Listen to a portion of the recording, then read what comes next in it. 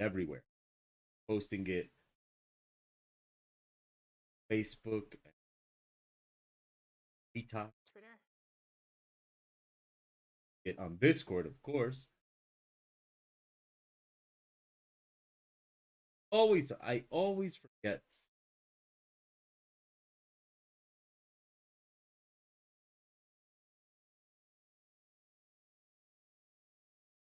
Discord.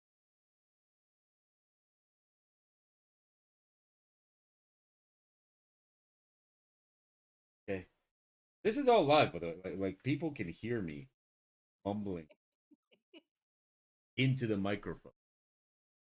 We'll do it. Are you? Is it YouTube broadcast? Yes, it's the place to be. It's all the cool. Yeah, I'm a cool kid. I wish I could say my mommy said so, but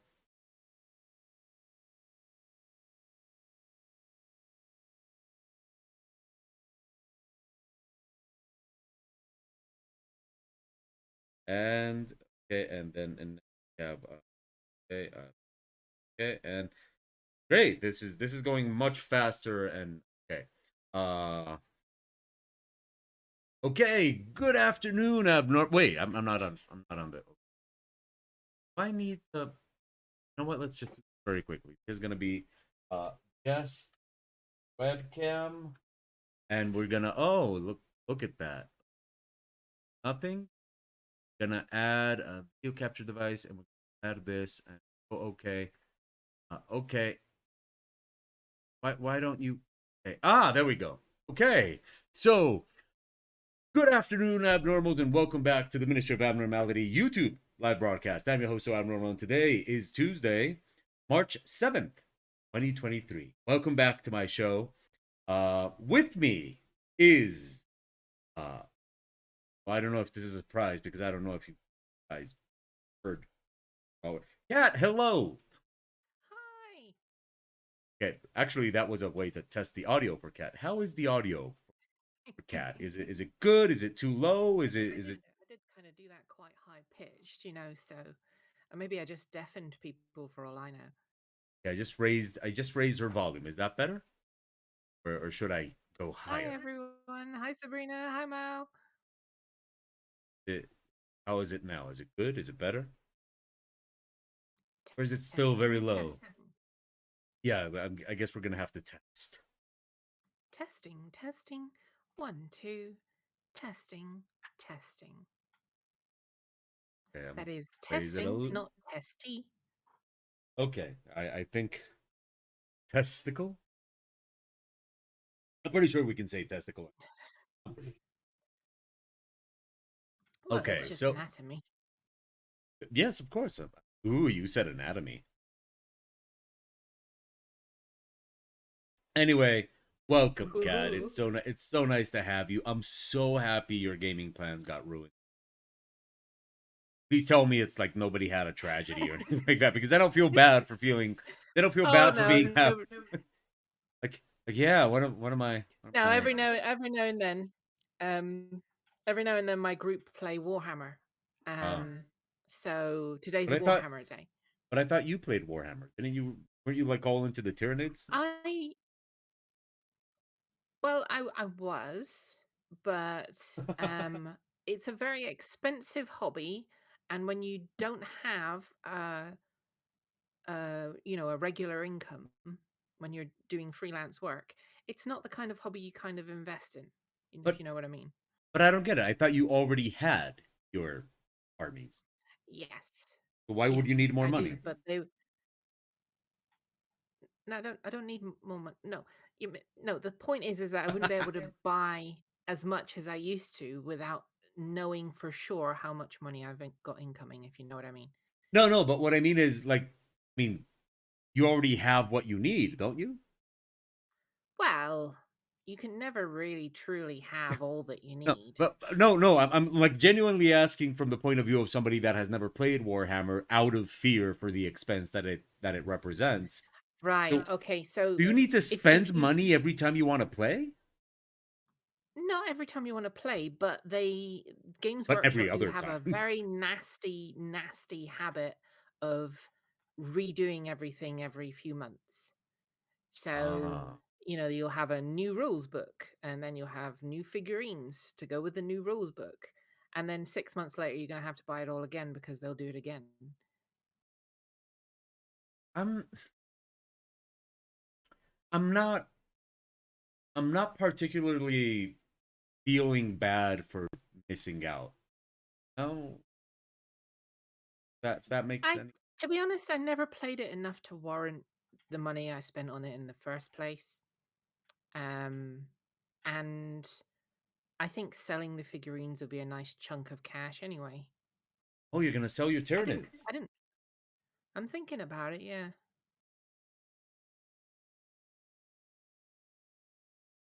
What, They're can we currently make all it? still at Mongoose. Can we make it like really seedy and you like take them to a pawn shop or something? I'll stream it, shall I? Like yeah, you take them to a pawn shop and it's like change them for I don't know. You go and bet on the horse.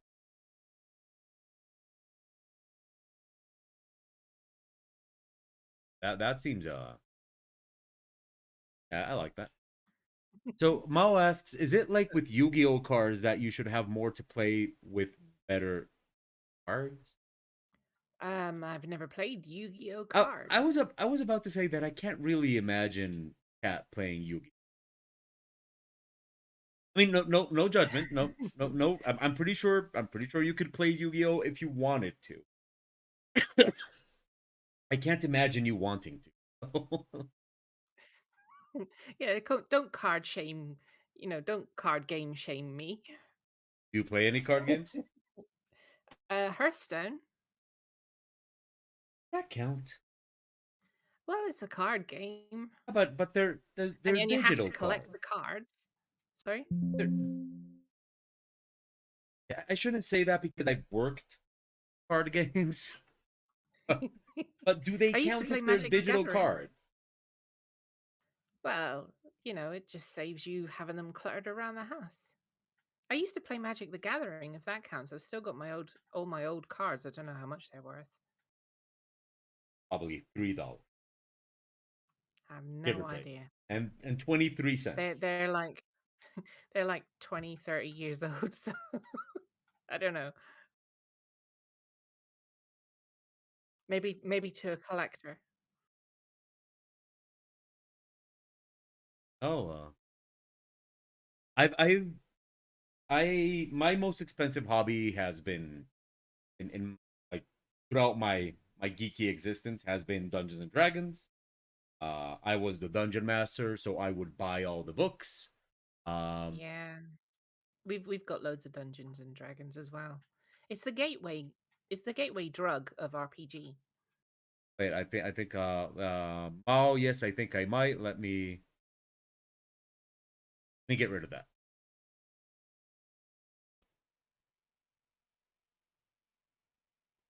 Okay, Mao, is that better? Is that better? Um, let me know if that's better. I think it was the noise gate. I had a deck of old 1994 Magic cards, and I gave them to Dan thinking he might like them. Apparently, none of them were very useful for current decks. And then he used them to wipe his butt. Well, I Yeah, added that. I Sabrina. added that part. They're Artsy probably Gamer Girl. Hello. Hello. Yes, I'm glad you got. Uh, uh, I'm glad you got to catch the live broadcast. um, Sabrina and mine are all probably from that era as well. I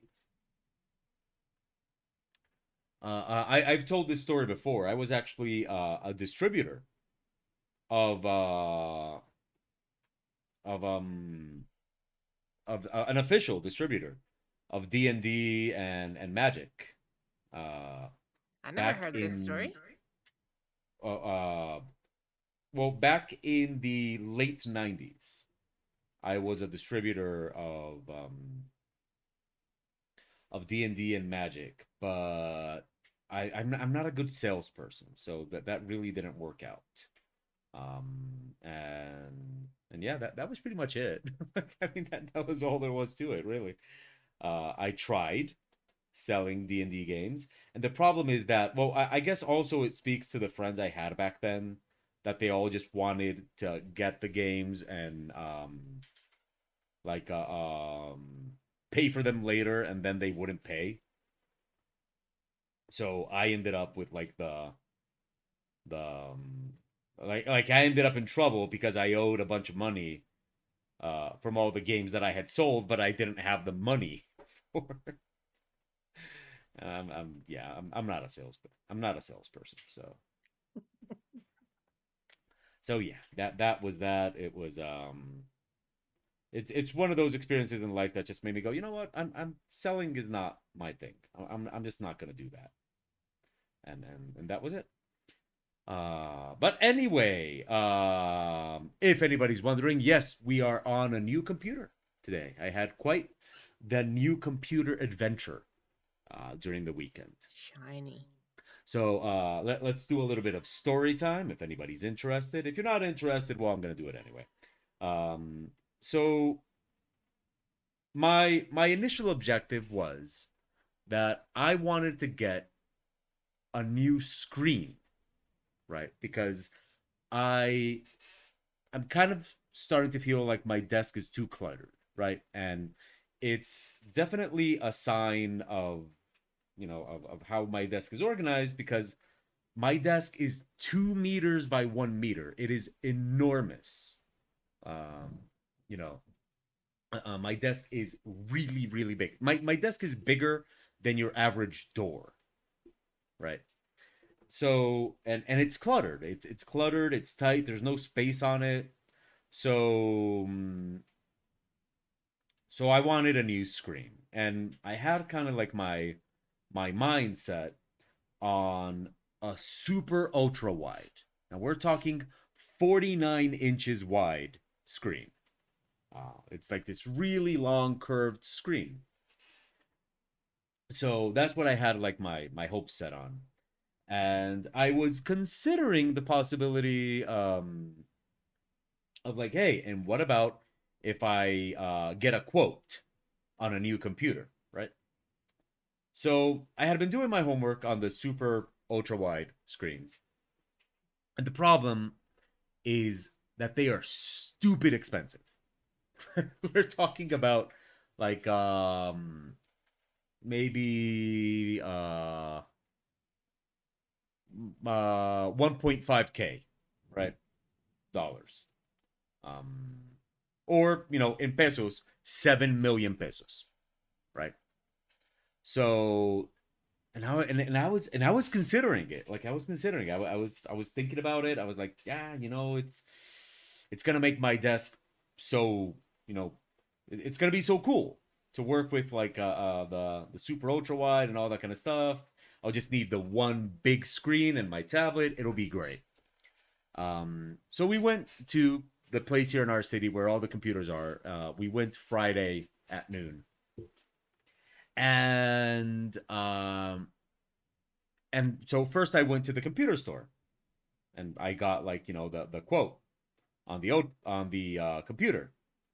And when they like did the whole thing, since I had already bought the video card in December, the whole computer, and I mean like a monster computer, like the latest and everything, um, cost just a little bit more than the screen.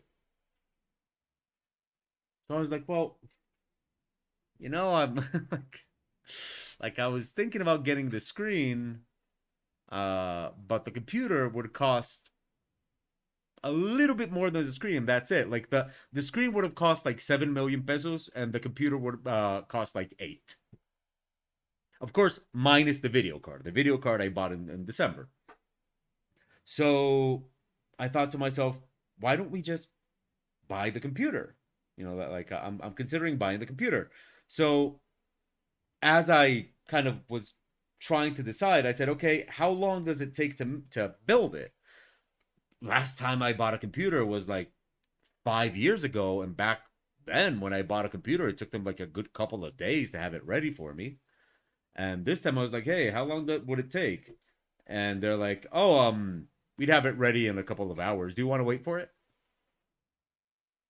So, I just looked at Pew, and so at that moment, Pew told me, hey, I actually saw the screen like two stores over, and I went and looked at it. And the thing about the screen, and the reason I'm saying this whole story is, well, first of all, because it's my channel, so I get to tell my stories, but also is because I need opinions on this, right?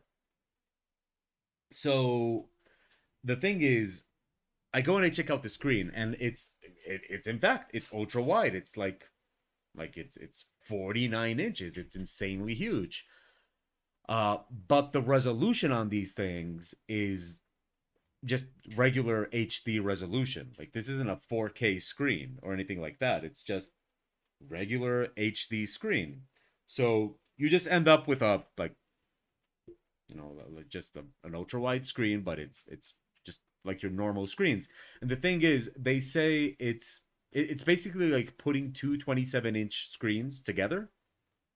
But the thing is, buying two 27-inch screens would cost less than half than buying the 49-inch screen.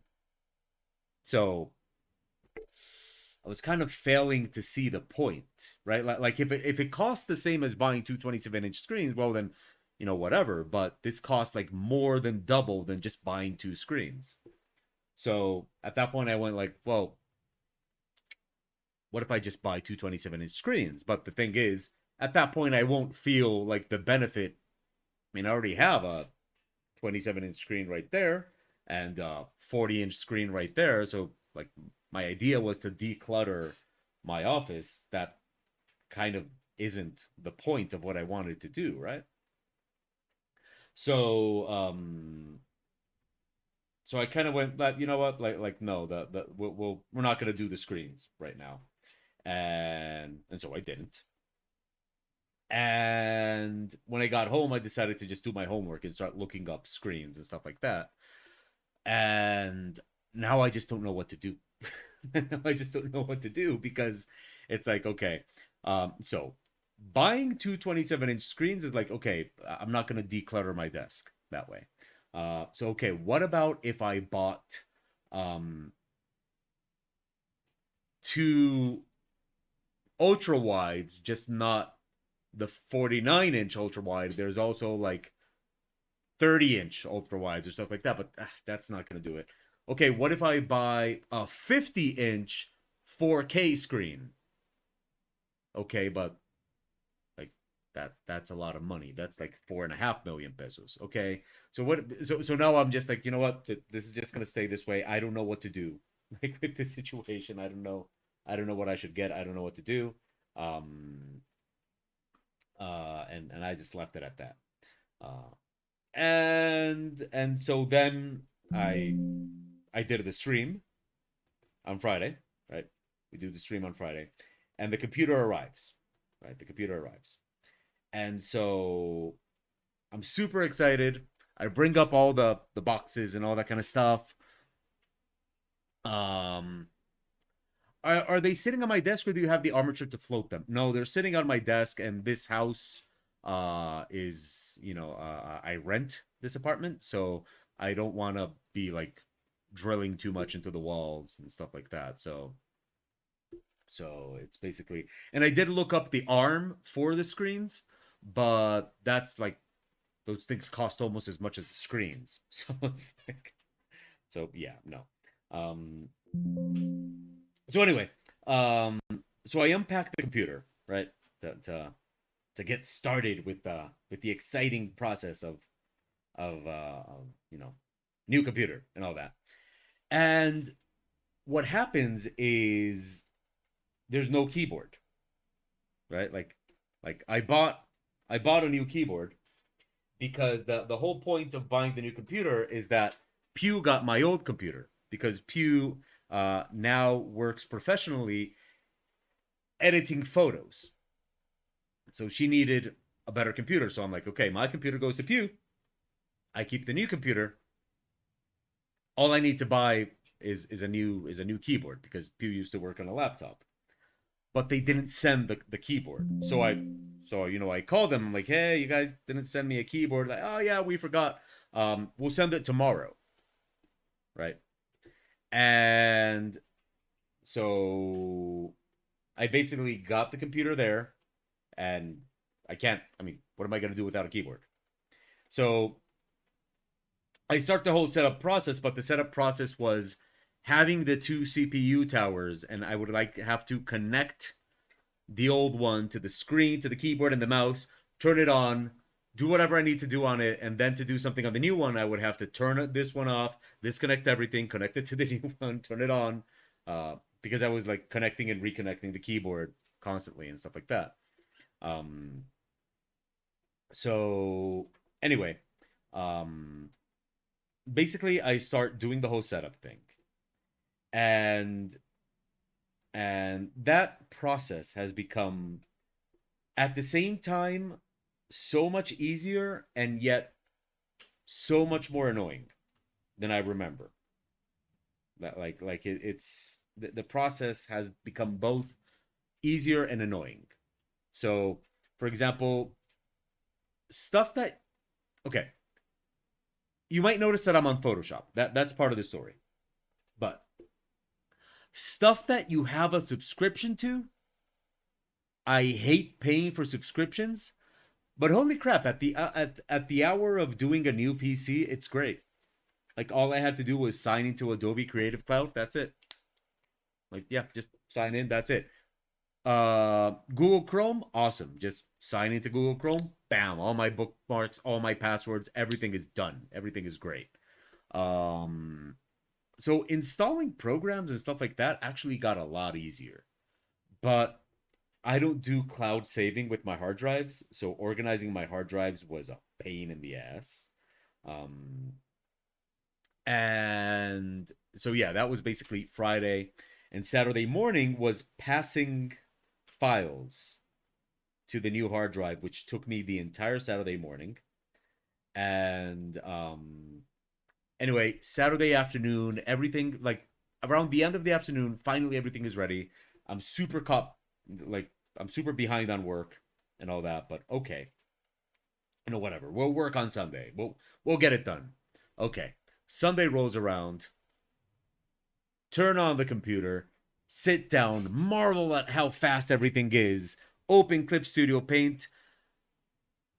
Ah, fuck! I forgot to save all my brushes. So, all my brushes from Clip Studio Paint. Um, I did. I have everything that I downloaded, but for some reason, I have not been able to get Clip Studio Paint to feel like it felt when I was working on the other computer.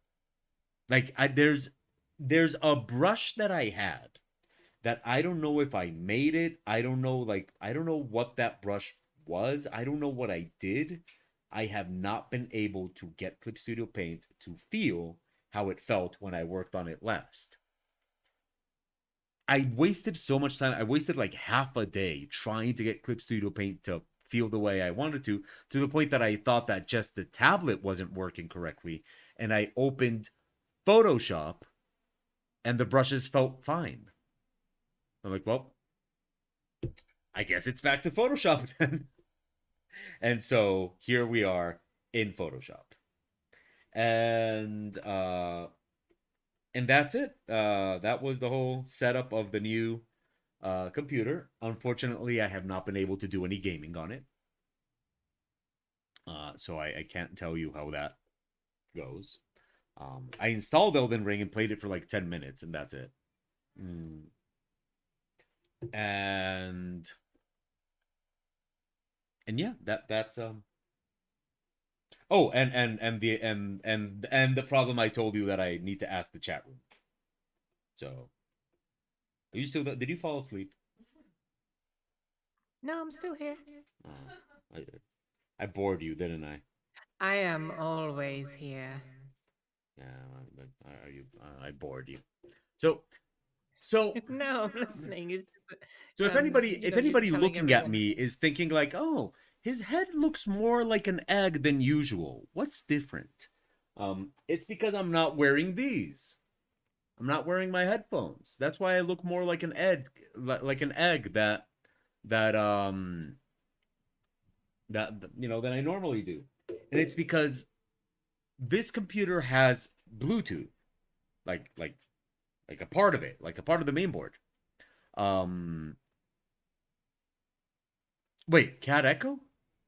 Okay, cat, talk again, please. I'm apparently echoing now. You are echoing? Well, I don't hear myself, but that's what everyone else says. Huh. Anybody other than Mao is getting that? Let's see what the chat room says.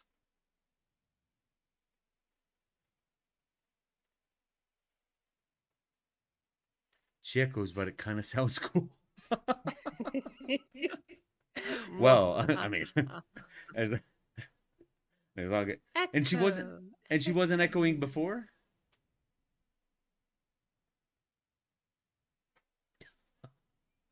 Well, I mean, as long This as is it sounds definitely a good cool. mwahaha moment.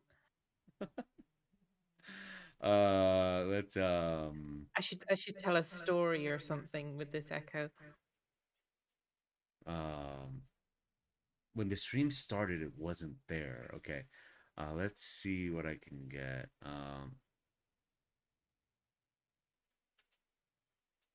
Okay. I don't know. I don't know. Maybe. No, I don't know. I don't know what to do. I don't know what's not working. Why would I know? I haven't done anything different, so it can't be on my end. No, and the thing is, I hear you perfectly. I hear you perfectly. Like I don't, I'm not getting any echo on you. So I'm just starting to think they're lying. I'm pretty sure that's what's going on. They're just lying. Tisk tisk, lying, lying. Yeah, it's so disappointing. I'm not angry. I'm just disappointed. Just okay. Anyway, um, so so yesterday I had a meeting that I can't tell you guys about. It's not exciting. It's just that like I can't tell you guys about the meeting I had. It's nothing to get excited about. Like nothing came from it. Just a meeting that I can't talk about. And that's it. Um, yeah, because I don't want it to sound like, oh, yesterday I was meeting with a Hollywood executive. And no. I just had a meeting yesterday and I can't talk about it. The end. Like nothing happened. Nothing came from it. Um, anyway, um, first time I put on my headphones. I put on my headphones. They connect immediately, and I'm super happy. Like, okay, this is awesome. This is great. I got like the Bluetooth on the computer. This is great. I don't have to have the dongle anymore. Although I am sad to not be using something that is called a dongle because it's a fun word to say, dongle. But It's a good okay, word. it's a fun word. Dongle is a fun word. So I don't have the dongle anymore, but whatever. And so I put on the headphones and I start getting the most annoying stuttering. Like, okay, you know what? Just no headphones for this meeting. Let's hope he doesn't get any feedback. NVIDIA broadcast will take care of it. Fortunately, it did. I had the meeting. This morning, I put on my headphones when I get up early. I get up at 3 to work and stuttering. Like, oh my God. I seriously wasted like 3 hours this morning trying to fix it. I tried Pew's Bluetooth headphones, still stuttering. I tried my workout earbuds, still stuttering. I don't know what to do. It is very frustrating. Um, I don't know what to do. Like what am I supposed to do with all this to fix my Bluetooth? And as I was telling you before the stream, the solution is not to buy a new Bluetooth headset because what if I buy a new Bluetooth headset? Those things aren't cheap, and it still stutters. Well, that would just be a waste of money. New driver for the sound card? Well, I mean the this computer's 2 days old. like, like I and no, and I even updated Windows this morning. So everything should be up to date, right? Um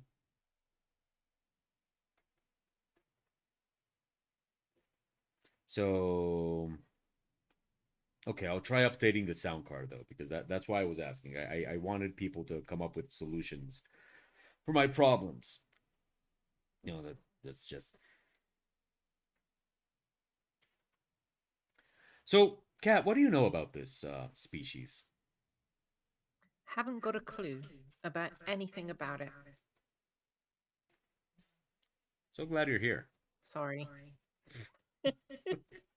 Well, okay, then Um, I don't know. Okay, then I tell think us about your this weekend then. is I mean, if you're not gonna be well, useful, at least be entertaining. Uh, well, I mean, okay, so I've been writing um a book about ships. If we're going to stick with the traveler motif, because you're drawing traveler, um, I can give you a sneak peek at some of the things I've written. um, So, literally, as we speak right now, I'm writing up a Vargir ship called a Unga Fifthsu. sorry, what? An Unga Fifthsu. Okay, An Unga Fifthsu armed tramper. And it's a Vargir ship that's kind of like it's like a merchant vessel with guns. okay. Don't merchant vessels normally have guns? And no, No. no, they don't. Oh, okay. I mean, some Oh, you do, mean but like not many. legal merchants? Well,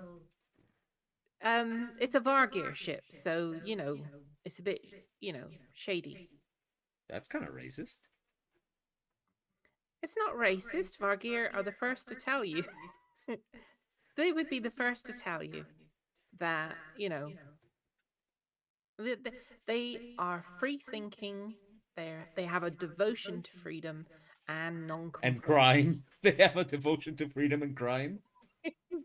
And the Ungafitsu armed tramper is a good example of that love of independence. Oh, Mao, this species is called the Sidites.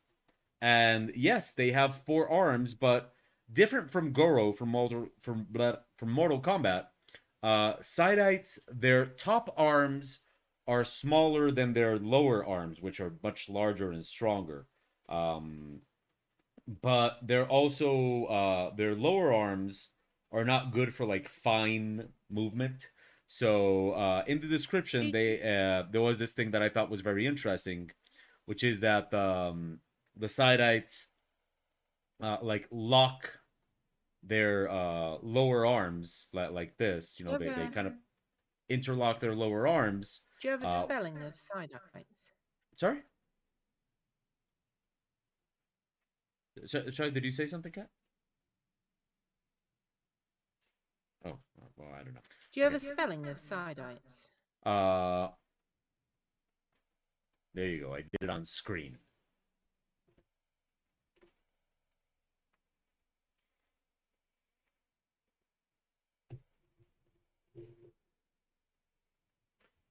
Do you see it now? Okay. Yeah. So there's nothing on the Traveler Wiki about these aliens, so they must be brand spanking new. There is a reference image that looks old as fuck. You want to see it? Yeah, I would love to see it.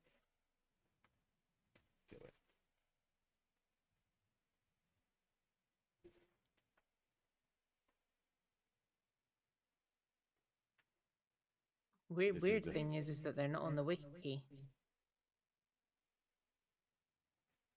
This is uh. This is a side eye.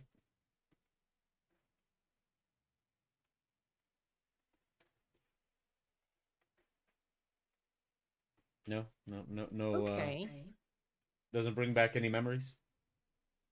No, and it's not on the wiki. It's probably something from, well, like Sandrine said, it's from GURPS, which is a like a it's it's one of the previous versions of Traveler. They're probably just using um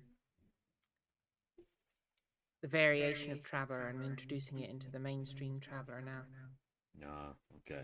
Well, um, so yeah, so I thought it was very interesting that their upper arms are kind of thin and more suited for fine movement, but their lower arms are strong, so but not suited for fine movement. So basically, they lock their lower arms so they can use their upper arms because the way their muscles are, they find it very difficult to use one pair of arms without moving the other. So they have to like lock the arms in order to move the other arms. I thought that was a very kind of cool little detail, and I wanted to sort of plan that for the drawing.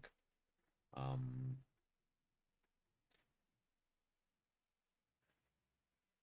Oh, wait a minute, I found them. oh, okay. What can you tell me about them? Well, it says they come from the lay sector. The lay Technologically sector? developing. Yeah, the lay sector. Is that where everybody has sex? Um, Probably not. It's spelt wrong. It's a okay. It's a it's a sexless sector. Okay. Says they are members of a four-armed minor human race believed to have been genetically altered by the ancients for physical labor. Ah, those crazy ancients at it again. Yeah, at it again. They are quite a bit larger than the average human. They stand at up 2 to 2.5 meters tall, around 130 kilograms in weight. They have a more brutish and blockier facial structure. Their size and general appearance is not the most striking difference from the standard human form, however. Side-outs have two sets of arms, the upper pair designed for heavy lifting, the second set designed for fine manipulatory Wait, work. what? It says the upper pair is designed for heavy lifting. Oh, the description I have here says the opposite. The upper pair of arms is smaller and weaker, intended for fine work, whilst the lower ones are muscular and can apply greater force. Okay, I've got Sandrine here, so I'm going to actually check with her. It's time for a tiebreaker.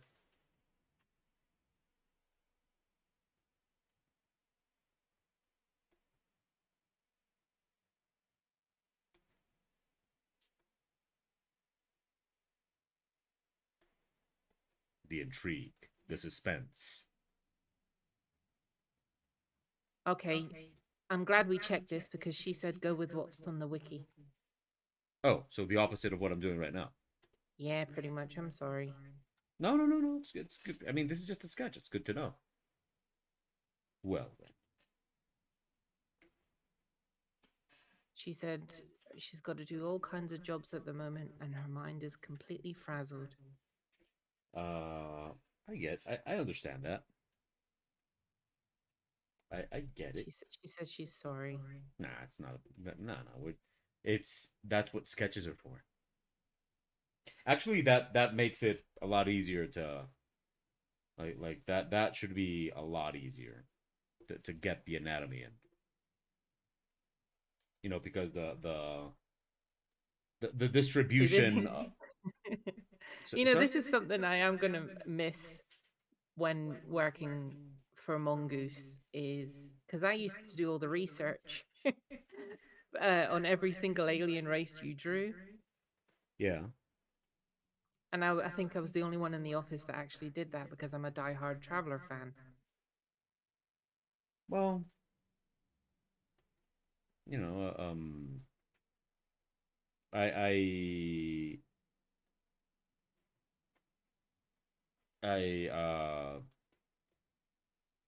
I I my question would be, do you guys have like all the traveler books there? Like the old ones, I mean, the ones that were not or I think Mongoose has PDF copies of them. I probably have physical copies of them in my library. well, okay. So But I mean, you always have the Traveler Wiki, which is like a encyclopedia of everything Traveler. but it's just that like when it comes to wikis, there's a part of me that's kind of like ready to not trust the a wiki Well, because this since wiki, anybody can edit a wiki, I'm just always ready to not trust it. well, I But mean, no, my no, question is the traveler wiki. I'm guessing is different. they reference the book that it comes from and everything. Okay. Do you have any information there in the wiki about uh technology, like what kind of accessory this guy would have like in his hands, like maybe weapon. Um, Let me see. Often perceived as big, strong brutes without imagination, the Sidites nevertheless controlled an extensive interstellar empire at the height of their power. The Saddamic War, 2 centuries ago, saw the Saddamic Empire destroyed by the Third Imperium, forcing the Sidites to rebuild their society and technological infrastructure. Although most Sidites have encountered in the Delta Quadrant of Ley sector, small enclaves exist throughout the Gateway Domain and surrounding areas. Let's see. Tech level 4 to 6. Tech level 4 to 6. That's lower than us. Yeah. Uh, hey, Comf. Probably, if they have technology, it's probably borrowed tech, tech that they've reused from other species Okay. or relics from before their empire got trashed. Okay. Mao is asking if the wiki is also edited by fans. I think the edits go through revision before being accepted, but Oh, fans can add stuff. that makes But it a lot more trustworthy, right? um, that's true. Uh, so okay. So, what weapon could I give this guy? Well, I mean, that weapon in the image looks like a cool kind of gun. Let's see. And I kind of want to just refer to the Central Supply catalog and see and find something tech The only level. the only gun that you're gonna find at that tech level is an antique rifle. But what about other stuff?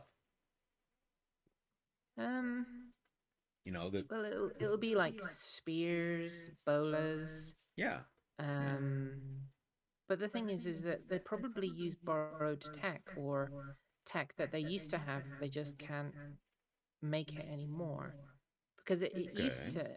They used to have an empire, and they still have jump drive capability, which is tech level 9. Do we have a wiki for the Ministry of Abnormality? I actually So considered making one once. Um, it's a lot of work. It's a lot of work. And now you know. Um, now you know why I don't have one. Because it I is. think the best look would probably be post-apocalyptic type of Oh my! weapon. You're singing my song.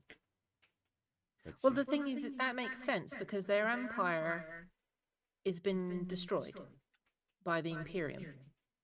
As And as it happens, it happens.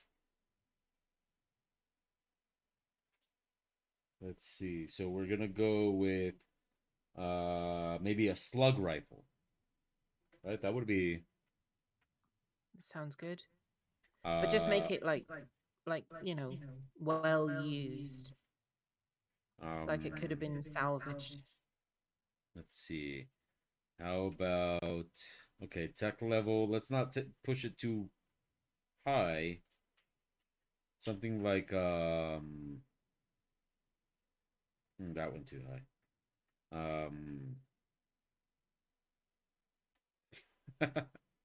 I can go with pepper spray. That's tech level 5. um no, but maybe something like a rifle, Yeah, some sort of rifle, slug rifle. yeah, I'm going with either a big game rifle seems like something, it would make sense. They're hunting or something. I don't know. They're hunting the most dangerous game.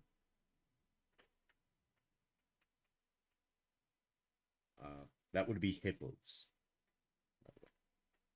Hippos is the most dangerous game. So I've heard. I've never actually hunted a hippo or anything really. Um, Sandrine says you don't have to put anything in in their hand if you don't want to, because she doesn't know much about the society yet. Ah, okay. That's And we don't know how much of it was rewritten either, because it's definitely going to be rewritten. okay. Okay, we'll keep them empty-handed then. Um, I still love that we still use Twitch names in here when they don't match YouTube names. A new person will come in and wonder who the heck I'm talking to. It's just a little bit embarrassing for me when somebody comes in with uh with a YouTube name that clearly knows us and I don't know who they are because I've never seen that YouTube name before. So I just have to like, hey, hi. Like when you meet somebody on the street that obviously but you don't remember their name, and you feel like it would be a little bit embarrassing to maybe ask them who they are. So you just kind of try to have an entire conversation where you avoid having to say their name. Um, that like that's kind of what happens here a lot. Uh,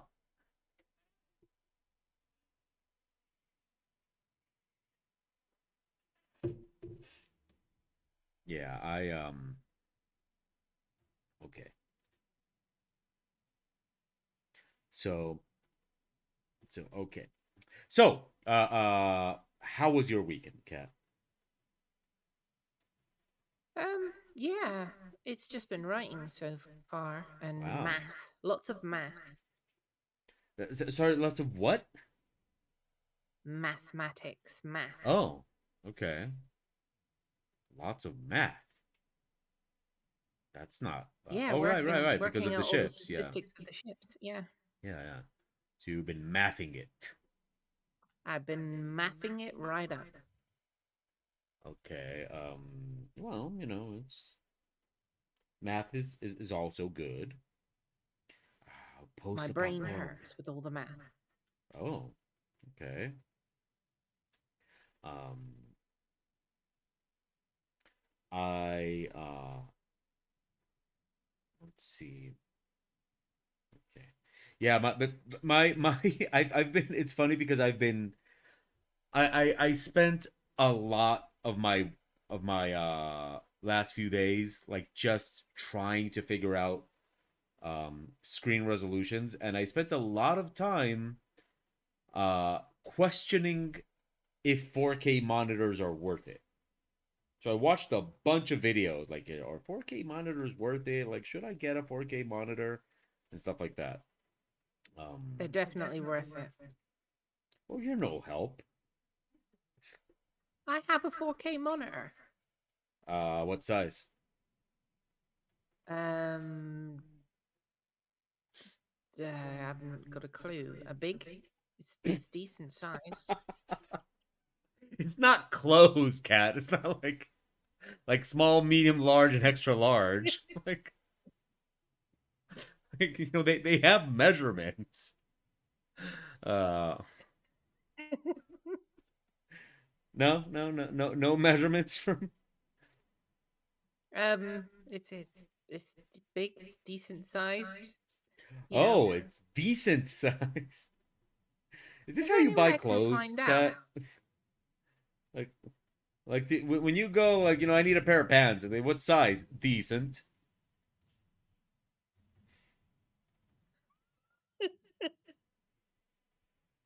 So yeah, you know how. Um, eh, it's how do I? Is there any way I can find the size? Um, well, uh you could measure it, I guess. Don't have a Like measuring tape to uh, hand. like you take a measuring tape and remember that screens are measured diagonally. So, okay. So, assuming that I am an average sized human, although a little bit short, is it this? is it is it this big?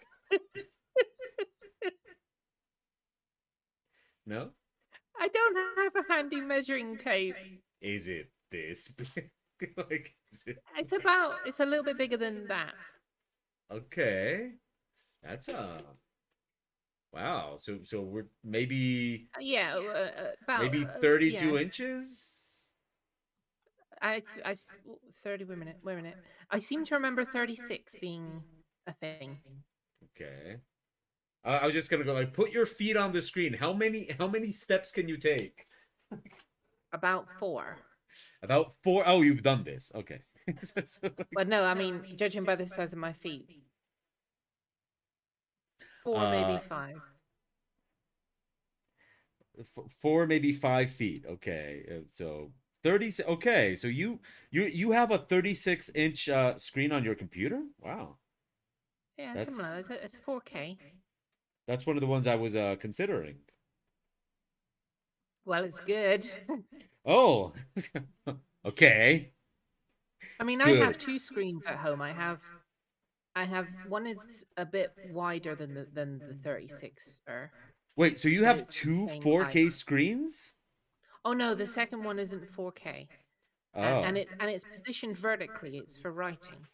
Oh, I saw those setups and I was like, oh, I want that. But then I thought, yeah, I don't think like I think I'd have it vertically like for a little bit and then I wouldn't like do that again.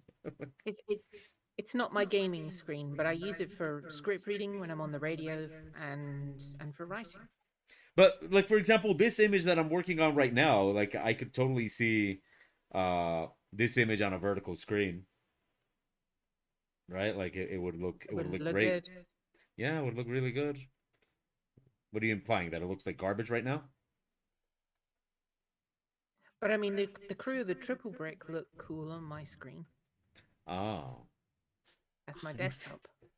Can't I had already arrived at the conclusion that I don't need a 4K screen, and now you've gone and just messed it all up. And why? Why is it so good? What's so great about it? Does it make you breakfast? It makes me want to sit in front of it while I eat breakfast, Okay. if that helps. Is it is oh, damn it. So what is so special about it? What is It is it is detailed. It is crystal clear. It is beautiful. it's okay. I don't know. Anybody else here have a 4K screen?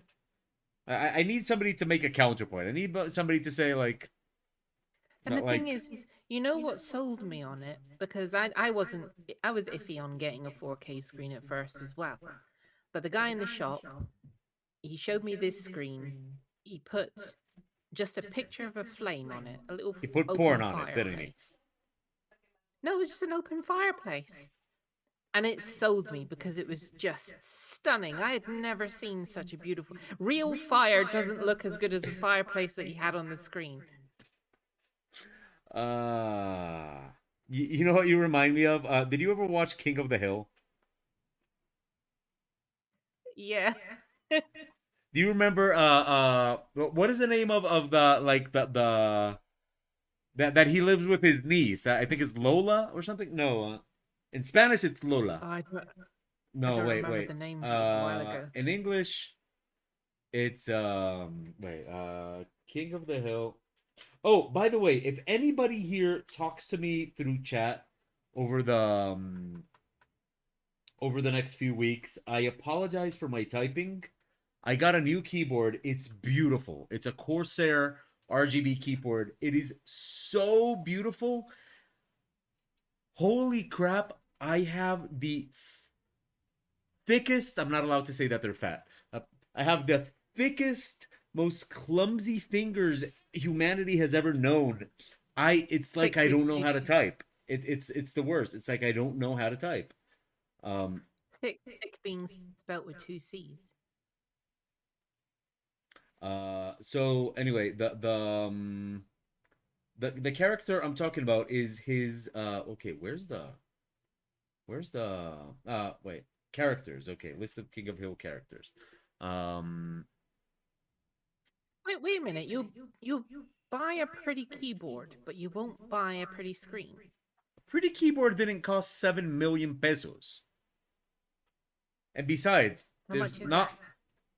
7 million pesos is about let me see. I can actually just give you the exact number. Uh that would be 7 uh Colombian pesos in US dollar. That is $1,473 dollars. Holy shit! Nah, don't buy that. Yeah. No, but that's the 49-inch, right? Wait, All right. Well, what? that's huge. That's what she said. Um I'm sorry. You just put it there. Come on.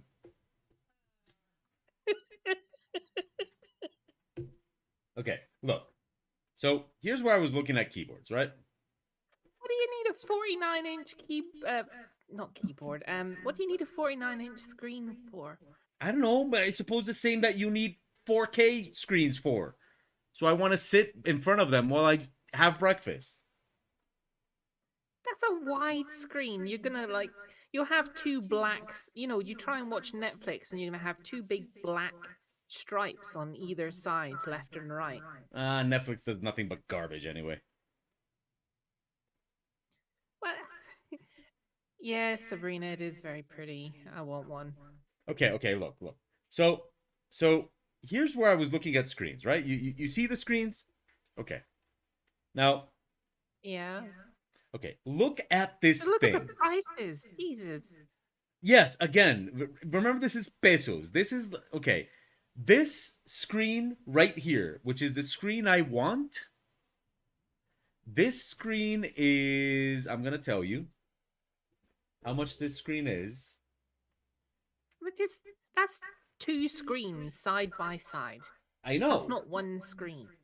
Okay, this screen is $1,325. It is 49 inches. That's two screens. Exactly. It's two 27-inch screens. Yes. The only reason it's 49 inches is because it's so wide. It's got girth. That's what she said. But but but so my point is it costs almost as much as the computer. I still want it because it looks awesome, but this is not like um Normal people buy two screens and have them side by side. yes. So okay, and this is the Samsung which is just it's got better like refresh rate and stuff like there like it's got better refresh rate and stuff like that. So it's better for gaming, which I don't care. I'd rather have the LG. It's a little bit cheaper, but this one is also good. It's also that same size. But okay. So here's the thing. Now, the other option would be getting okay, this is a 1440, right? Now, this is not a 4K, this is a 1440, which is, in between the 1080 and the 4K. So getting two of these would cost less than getting the ultra wide, right? That looks smaller than mine. you, I think it's not possible to have this conversation without it sounding sexual. So let's just assume we're talking about dicks and and, and move on with our lives. So so as you can see, buying two of these would cost 4,600,000 rounding up, right? Which is still less than 6,300,000, right? But then there's this option right here that I really like. This one would be kind of okay. This one would be kind of like what you have. See this one? This one is 32 inches and 4K, right? Like this is 32 inches 4K. Um, Yeah, mine looks a and bit bigger than that. they have like a screen. They call it like an industrial screen. I don't know. Or the other option is like a 34 ultra wide, but those are too small. So, and there's the they have What? something called what? Why ultra wide? Why do you want one of these ultra wide things? You just have Be- two screens side by because side. I work with the tablet right here and three screens in front of me, right? So I Why do don't you want to have three lose screens in I front of don't you? want to lose screen real estate, right? Real estate is very important. We need screen real estate, right? The problem Well, is see, that having four screens total is such a mess of cables, and there's no space on this desk, which is already very cluttered to so begin with. so you're trying to justify it by calling it a cable problem. You were the one telling me I should buy a 4K, You and should, but you not one said of I should those. buy it This because I is want to have breakfast in front of it. I don't even eat breakfast. yes. I highly recommend a 4K screen, but just one 4K screen, not Okay, like three so built that is into one. okay. So that is the other option: buying just a 4K screen. So Because I give me a mean, second, and I'll show you the well, I mean, 4K screen.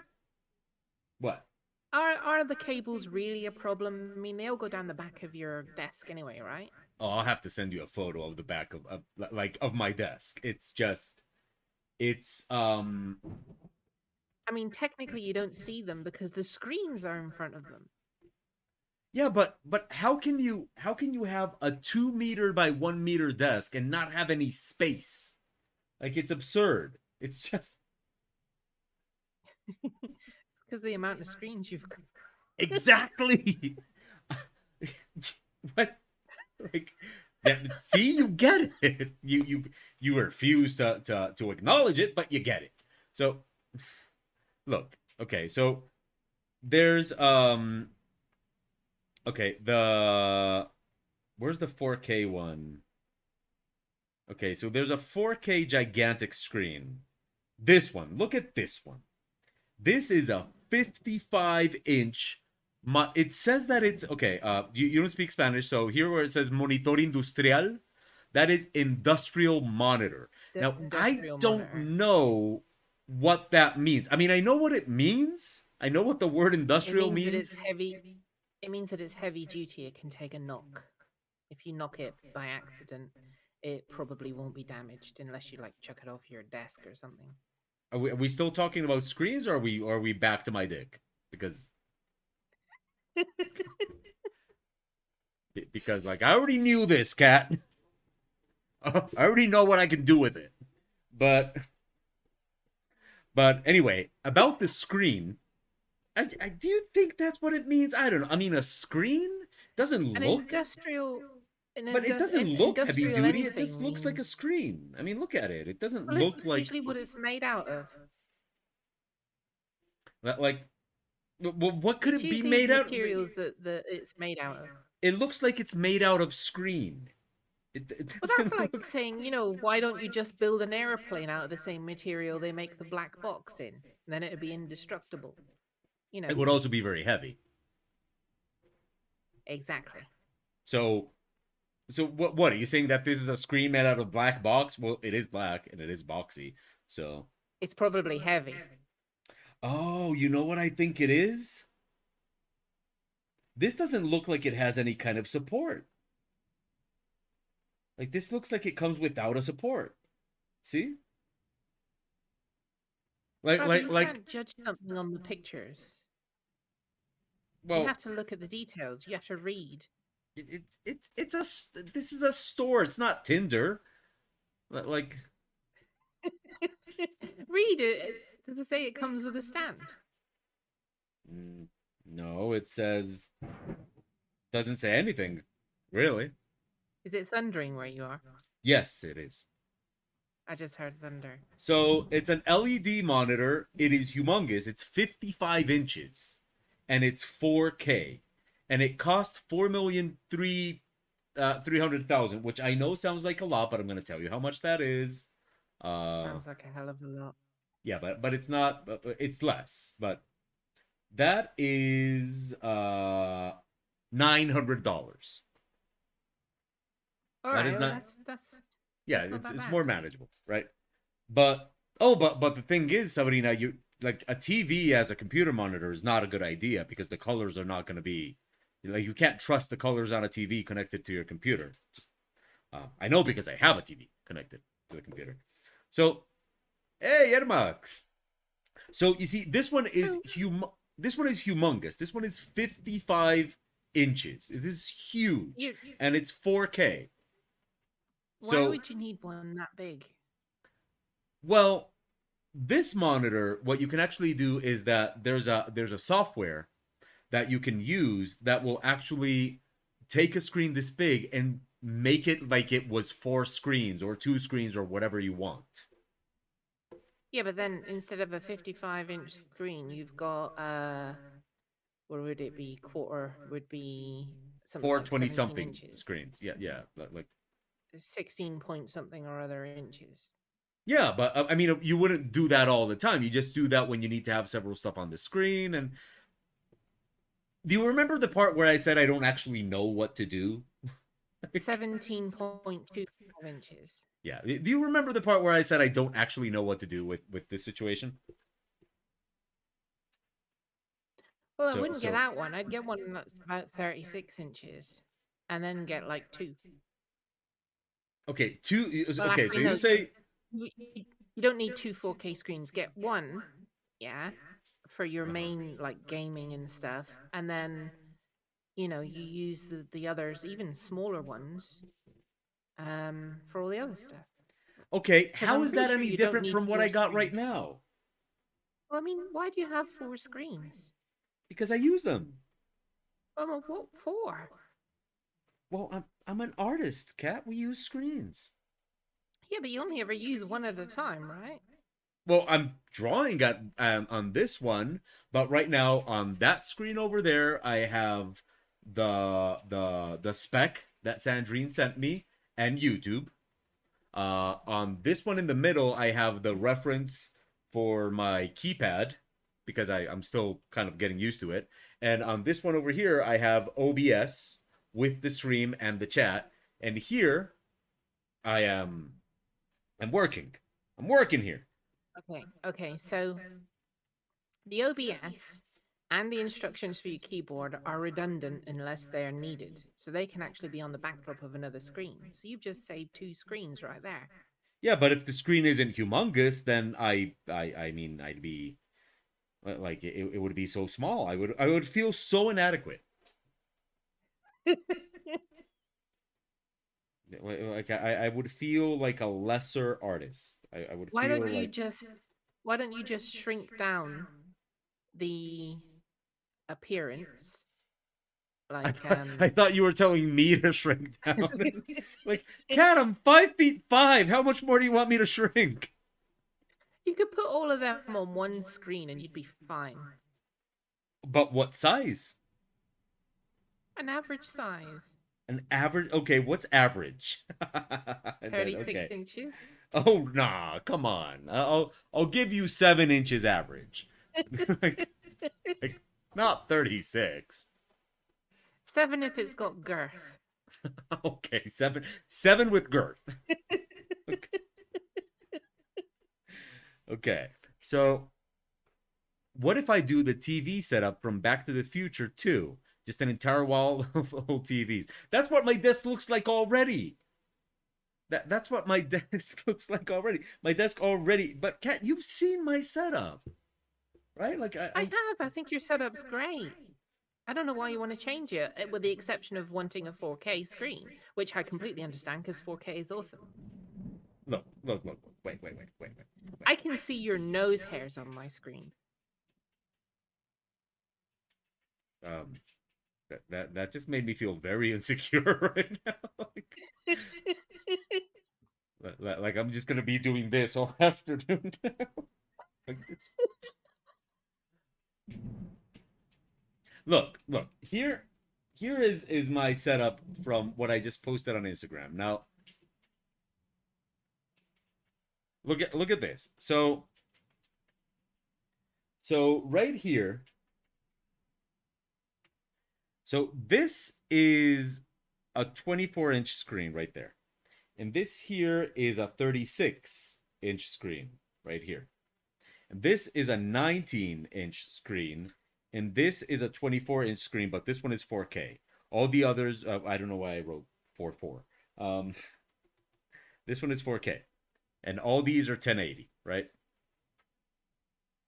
Now, So from you've got two tiny screens there. You just need to substitute that for one big screen. okay, but look at these. Do you see all the cables? And you're not seeing like like this is not even a portion. Like this is not even a fraction of the cables that If go you behind. if you think that's a lot of cables, you should see my machine. My machine's got VR hooked up to it, a webcam, two screens, my keyboard, mouse, all the jazz, a blue ball microphone, my headset. Okay, That's not a large amount of cables. and like Pew says, there's no space for a cat bed. Like where do you see a cat hanging out in here? Like Okay, well that's a good point. maybe we could have a cat like there could be we could fit like a golem right Oh, there. did I tell you I want to get a cat? I yes, you last time you were here, did you get one? No, no, but Uh, I really want a cat. I want a Bengal. oh wow, that's beautiful. Like and then he'd be like with his paw here. I used to have a cat a long time ago, How long ago? about 8 to 10 years ago. So so the thing is like this is just that's my dilemma. The dilemma is that I don't actually need this thing, but it's definitely unwieldy and just messy and stuff like that. And I was thinking, hey, maybe I can get like a more organized, more streamlined experience by getting either one very large screen or something like that. And that's where the idea of the ultra wide came in. But the ultra wide just costs too much. Like if it costs like a normal screen, then yeah, absolutely, I That's would. that's a lot of money for just a monitor. Especially if it's not 4K, right? I mean, even for 4K. Well, I could see it costing that much if it was 4K because it's very big. Yeah, but But it's a it's you could buy a 4K screen and okay, you've got some extra cables, but that's a lot cheaper. well, yeah, but so so anyway, yeah, that basically the whole plan kind of ended in well, I don't know what to do. I have work to do, so I can't keep looking at screens and watching screen reviews. And for every review I found on YouTube saying like ultra wide monitors are not worth it and 4K monitors are not worth it, I find another review saying I tried an ultra wide monitor and I can never go back. It's the best experience I've had in my life. And 4K monitors are definitely the best thing ever. So internet is not I gotta helping. admit, I gotta admit, the 4K on my screen is stunning. I'm always blown away by it. How about if you save money and buy this new screen that's ultra wide and also bends to make it curved? That one is gonna cost even more. I saw when I was looking at screens, there was wait, what was it? Oh shit, there was like a 13 million peso screen. How big was it? It was insane. Like it was an insane screen. And I mean there's 8K screens if that's where we're going. You know, like but so so yeah, so anyway, in the end I kind of decided, you know what? I'm not getting anything. I'm getting anything. I'm just turning this car around and we're going home. That's it. That's what we ended up doing. Well, you just bought a new PC. Yes, yes. You've just spent out on a new PC, you know. So it's a hefty chunk spending out on a new PC. True, true, true. I don't really have anything else to say. Yes. The end. Um wait, what's going Oh, okay. Um no, there's not really much else to say there. Yeah, no. And no, and that's the thing. Like to me, I think that maybe getting a couple of 27 inches, I'm not gonna feel the difference. Uh there's going to be a point where our eyes can't register the pixel density What anymore. I'm she curious said. what the max DPI of our eyes are. It also has to do with distance, Sabrina. Like for example, a 4K screen is actually you're not going to notice the difference of a 4K screen, depending on how far you are from it. Um, so even from an HD to a 4K, if you're too far away from it, you're not going to get a difference. So, for example, the average sofa to TV distance, like the average person sitting on their sofa with a TV, they sit at a distance where they're already not gonna notice the difference um, with 4K.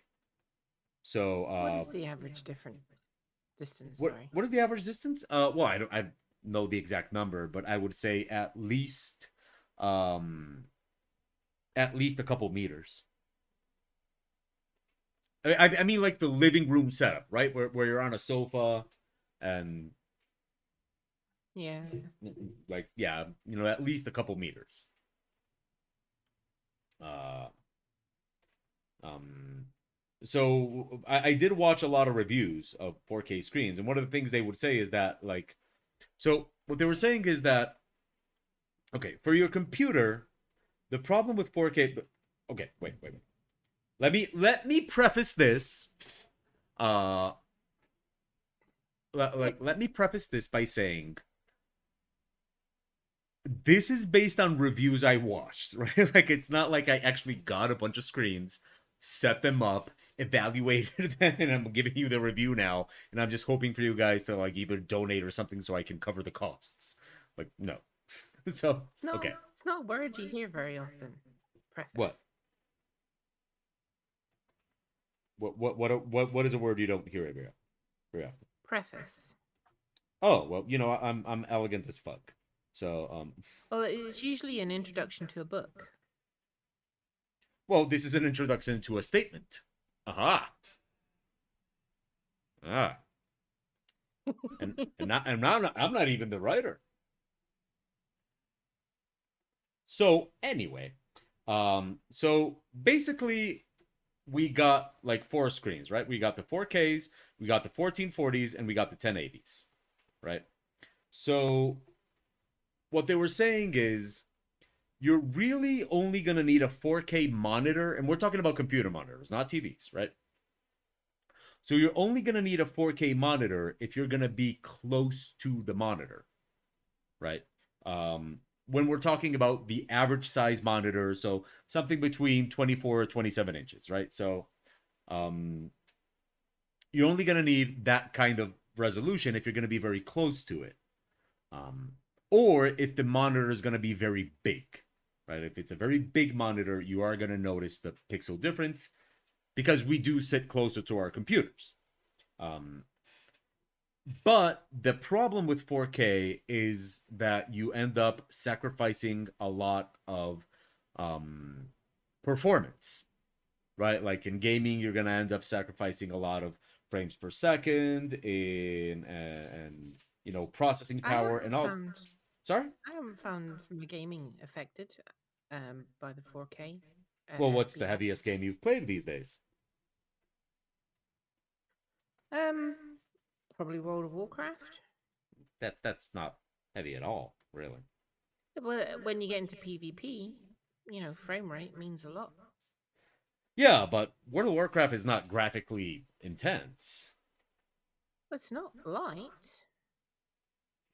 Hmm, I don't know. I mean, World of Warcraft. Yeah. But anyway, so basically, that with this, you're going to sacrifice frames per second and performance.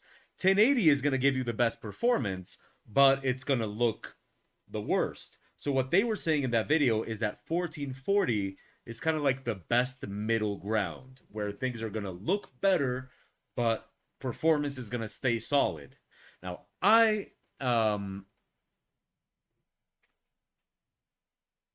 oh, I see. I see. Sabrina's told me that WoW now looks a lot better. You could have told me that. Well, that they have. I thought I did. No, you just said that it's Pretty good. yeah, it's all right. All right. It's a game, you play it. What else do you need? So they were saying that 1440 seems to be like the best sort of middle ground for that you get like performance versus it looking good. Um so but they're not like when I've been looking online for them, they're not that easy to find. Um so and on TVs, I don't really feel the need for a 4K yet. Like, the distance at which we sit at the TV and all that kind of stuff and all that. It's just don't really feel the need for it at the moment. Um, you know what? So Netflix can disappoint me in high resolution? No. So I'm guessing you haven't watched Netflix much lately. actually, I do. I watch Netflix very very often, but I rarely ever get much You just satisfaction. begrudge watching it. Yeah, I'll watch it, but I won't be happy. yeah, that's exactly how it goes. I watch it, but I won't be happy. Uh, so yeah, that's the situation with Netflix for me. Okay, I need him to look not very bright, and are we getting that vibe? I think so, yeah. Yeah, he needs Are to you gonna look. give him some hair? I can give him hair, but I don't know. I don't see why anybody would need hair. It's your call. I mean, this isn't my book. I don't know what I'm talking about. I only heard about these literally about an hour ago. Well, then it's not really my call either, isn't it? It's true. It's But I mean, I'm sure that when you send her the sketch, she'll tell you if she wants hair or not. but I am gonna give him hair.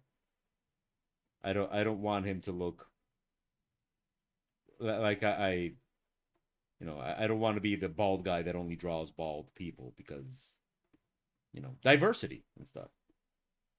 Did you know that like there's people that are not bald?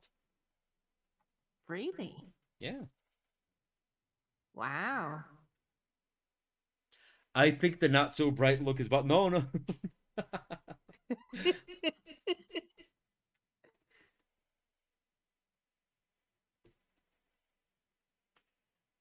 But I do need him to look a little bit like not exactly human, right? Like he's humanoid, but they can't even like reproduce with humans, No, that's true. you know? So I'm guessing they lay eggs. Well, I mean, that's a good guess as any. What else could they do? I mean, I know, right? yeah. What else is there? So so yeah. So yeah, so the whole screen dilemma, that's where it is. Um See, but I love my 4K screen. Um, so, probably gonna big it up because I do like it a lot. well, no, I like the idea of a big 4K screen and just like you can put all the windows you need on it, right? So I could have OBS and YouTube and my references and everything is there. And then when I go gaming or whatever, when I have time to play a game, so like in 2030 or something like that, it'll look amazing, right? So there is that. There is that, but it's hard to pull that trigger, you know. Hmm. And then there's buyer's remorse What is that then? when you buy something and you regret buying it as soon as you get it. Well, you got to make sure that you want it first. Um, So, I mean, all this research you're doing is a good thing. oh yeah, Pew says that a good technique is to like actually wait uh a few days, and that if in a few days it still sounds like a good idea, uh then you buy it. See, now that sounds very sensible. Yes.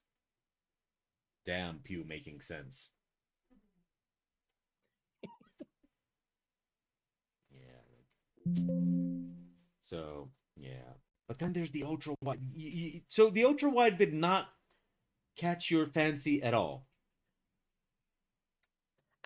Don't get me wrong, it looks really good, but I would never pay that amount of money Why, you don't like good for things? a single screen. I like good things, but I like good affordable things. But what if I told you that the Samsung one was offered to me at 5 million? Five, okay, 5,700,000, which would be $1,200. Um, how big is it again? 49 inches. Do you And know it's what else is 4K. 49 inches big?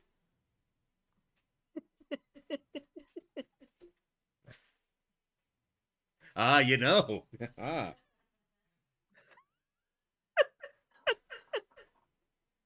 yeah. So, people would tell me like, "Oh, wow, like you have a screen that big, you must feel very inadequate." And I'll tell them, "No, it seems about right. Seems about right." So, It's average. Yeah, yeah. What, you mean everybody's screen is not this big? What are you talking about? Yeah, that's like what do you mean this is too big? I thought it's normal. It's average. It's an average screen for average people. So yeah, it's a conversation starter if anything. It was it would definitely a 49-incher would definitely be a conversation starter. And have you ever seen images of people gaming on those things? I Oh, look, haven't actually, no. imagine playing um With 49 inches of imagine but imagine like playing Elite Dangerous. You still play that, right? sometimes, yeah. Well, Very, very rarely. imagine playing that on a 49 inches wide. Like you would feel like you're in the ship. I use VR, so I am in the ship. Well, I have VR too, but unfortunately I can't work Hey, in VR. there's your screen problem solved. Do I would everything love in VR. I would love to work in VR, but tell me, how am I going to solve the issue of the tablet in VR? Hey, if you told me that I could just use VR as a screen for working, I would Well, get rid yeah, of all the screens except one and work in I'm VR sure all day. there's. But how am I going to use the tablet in VR? I saw drawing programs in VR all the time. You could have a virtual um, drawing board in VR. Yeah, it doesn't work the same. I've seen it too. It doesn't quite.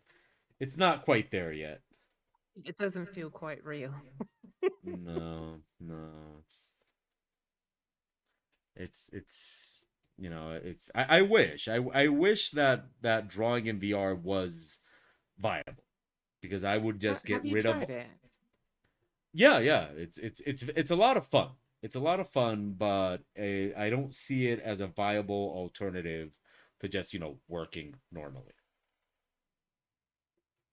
So, no, not yet, really. It's fun.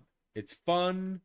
It's a nice little novelty, but it's not viable yet as a as Maybe a you won't have long to wait. well, I I mean, don't wouldn't it know. suck if you went and spent, over $1,000 on a new monitor that's widescreen, and then suddenly it becomes obsolete because VR's got better? That's not gonna happen that way. like like like I that. don't know.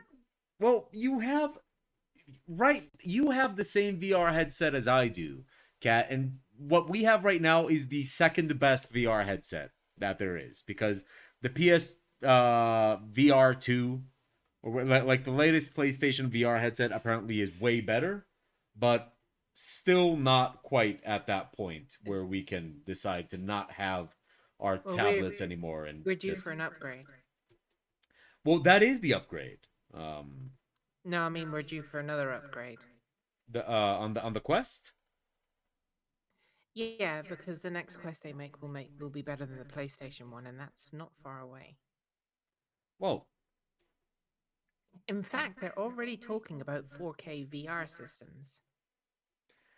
I'm sure, but then there's, the software has to be developed. The I'm pretty sure I've got at least a good few years before that becomes an issue. Like I'm pretty sure of that. I mean, we're what between tech level 7 and 8, yeah, and at tech level 9 you have holographic displays, so we're not that far. I'm fairly certain that me getting buyer's remorse because I bought a big screen and suddenly holographic drawing tablets became a thing. I'm pretty sure I don't have to worry about that at the moment. I wish. I wish I did have to worry about that. Look, I am okay. Once cybernetics are like available, like once we reach that point, you can bet your ass I'm gonna be the one that people are asking if I'm even human anymore. Like that's people are gonna be asking me like, how much of you is human? And I will proudly say almost nothing. Like there's a little bit of brain in there, I think. The end. Like that's gonna be me. Like trust me, I am 100% in.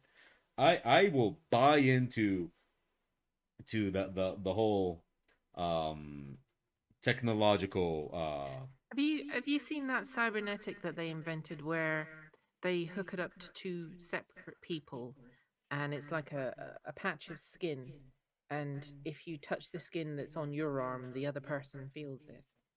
No, I've never seen that, but have you seen the mouth that they made in China that if you have one of those mouths and I have one of those mouths, we can kiss long distance?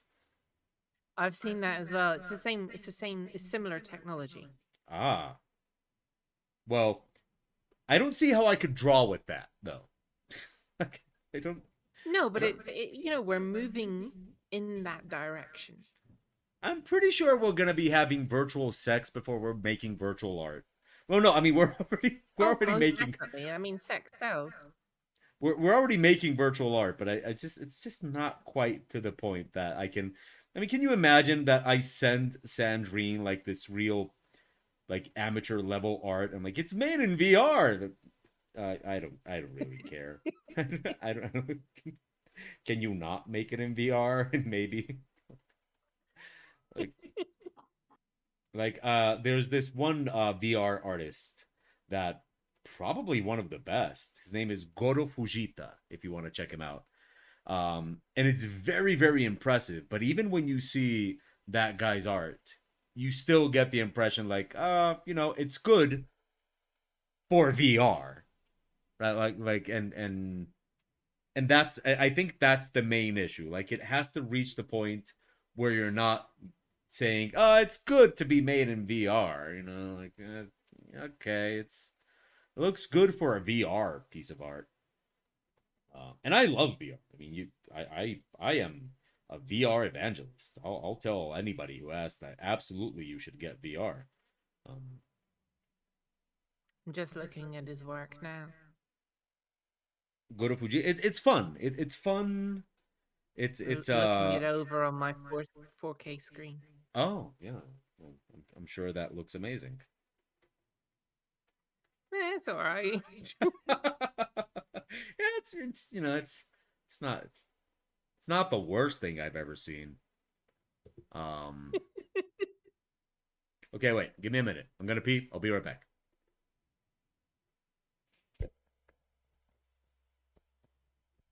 I don't have the urination thing on this computer, so you just get to stare at a blank. So actually, Kat is still gonna be here, so she can still talk. I'm Yeah, gonna I'm be still going to peeing. be here.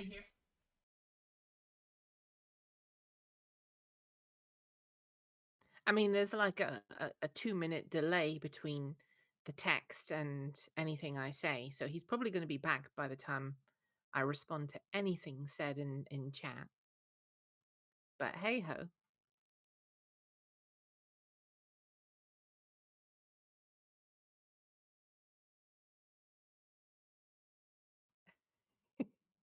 tell you a story. Okay. Um, what do you want a story about, Mao?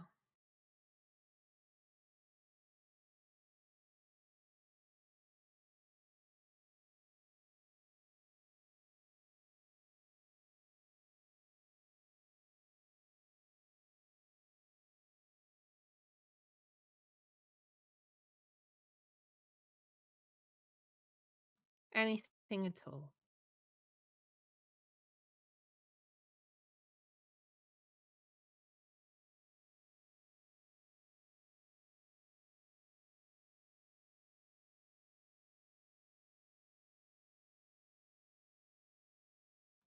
My new plans for, I don't know, streaming a certain video game. Okay, so, right, streaming a certain video game.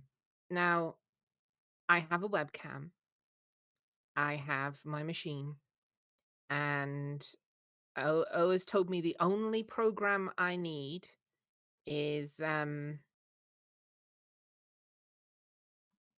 OBS Studio. I had to look that up just then.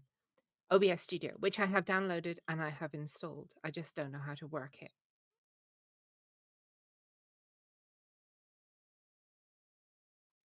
So streaming is imminent. As for the video game, I don't know what price it is at the moment. Hold on, let me check. Yeah, I haven't bought the game yet because I figured, I'd buy it and, you know, when I need it. Because I mean, it's not a cheap game.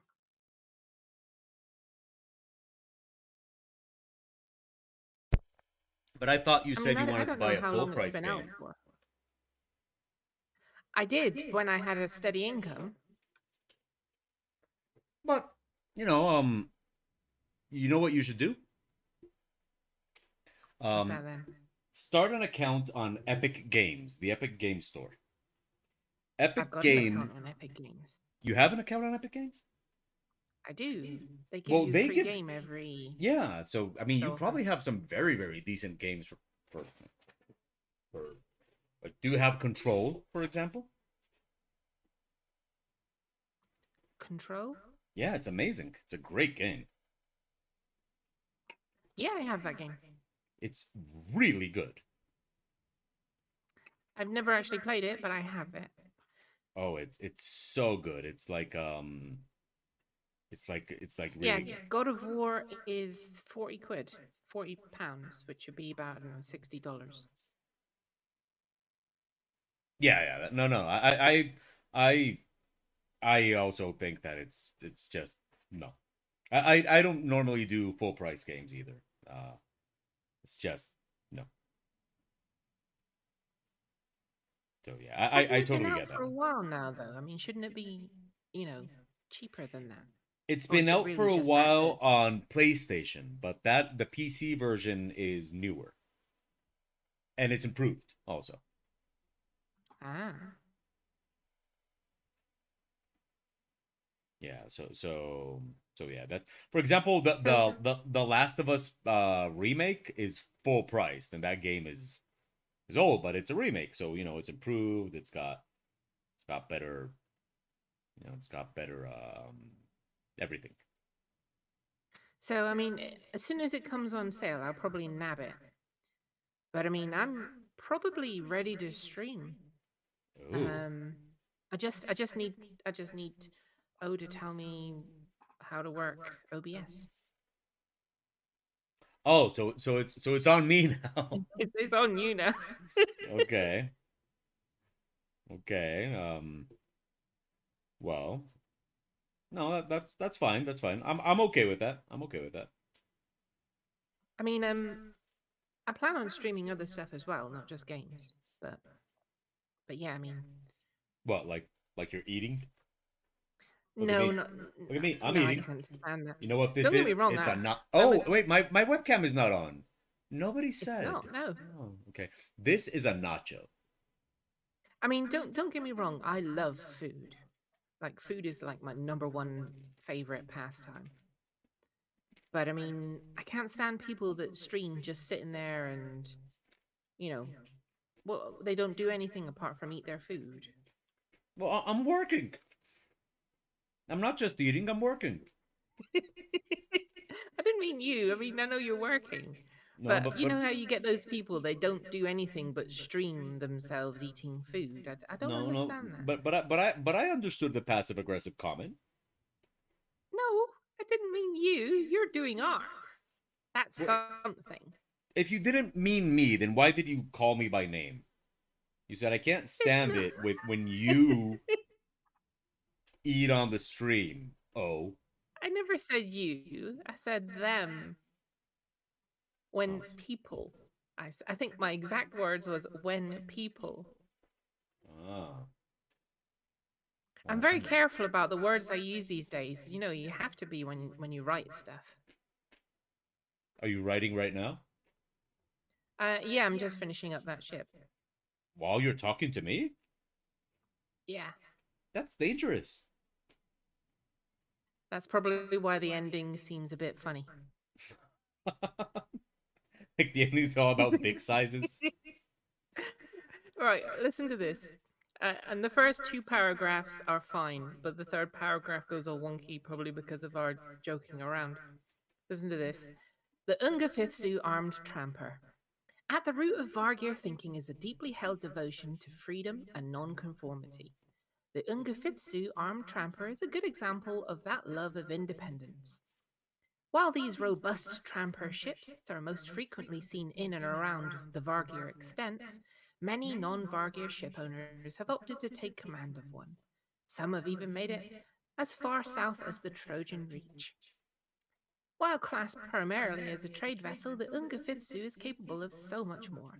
It has a decent speed, a utilitarian jump range, a spacious cargo bay, crystalline armor, improved sensors, an abundance of beam weapons, and numerous small enhancements to make a starship captain more comfortable with whatever endeavor they decide their ship should partake in. Now, that's the two sensible ones. This is the third one, and this was what I've written, because we've been chatting. Okay. The Coghatog annual Ships and Shenanigans Festival in the Thurs Empire has voted the Ungafitsu as the Trade Vessel of the Year for 3 years running, with the Gorgeous Butte Award from this past year going to the ship of the same class, owned by Captain Nekela Geskovar Bombara Didioska Vanagilic, known locally as Bob. His ship, the Not a Pirate ship, sports a neon pearlescent color scheme with hot pink electroluminescent stripes and a sickly red, acid green, electroplated family crest. Um, See what I hope happens? I. Oh, sorry. You were. Please continue. No, that's it. Do you see Okay, what because I, happens? I I was gonna say I hope you take it as a compliment when I say that it reminds me a lot of Douglas Adams. Oh, that's no, I like Douglas Adams. I think he was awesome. Well, no, he's brilliant. Literally a god in writing. Man with no screen name. Hi.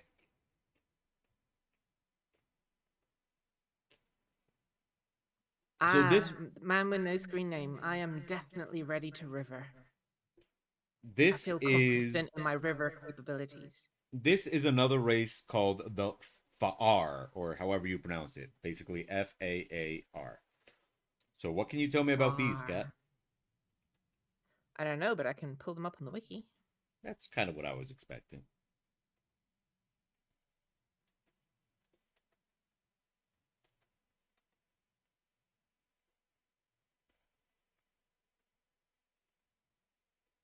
They're muscular.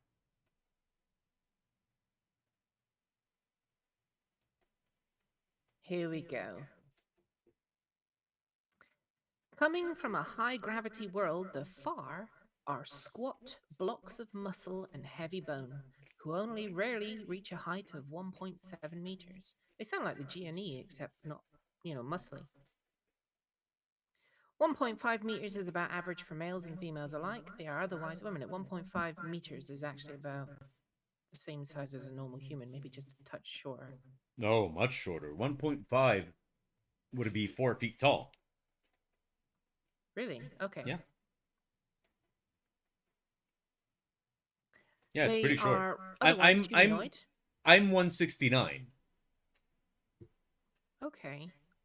and 1.5 is okay. You know how and by the way, I hope nobody finds this offensive because this is like a technical definition. But below 1.5 is a pygmy. That is Really? yeah, the height of a pygmy is below. A pygmy is a person that is less than 1.5 meters tall.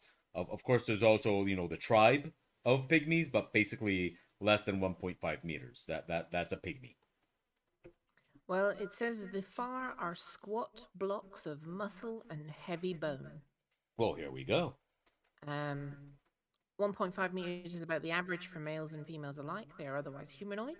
Same number of limbs, sensory organs, etc., but their internal structure is subtly different.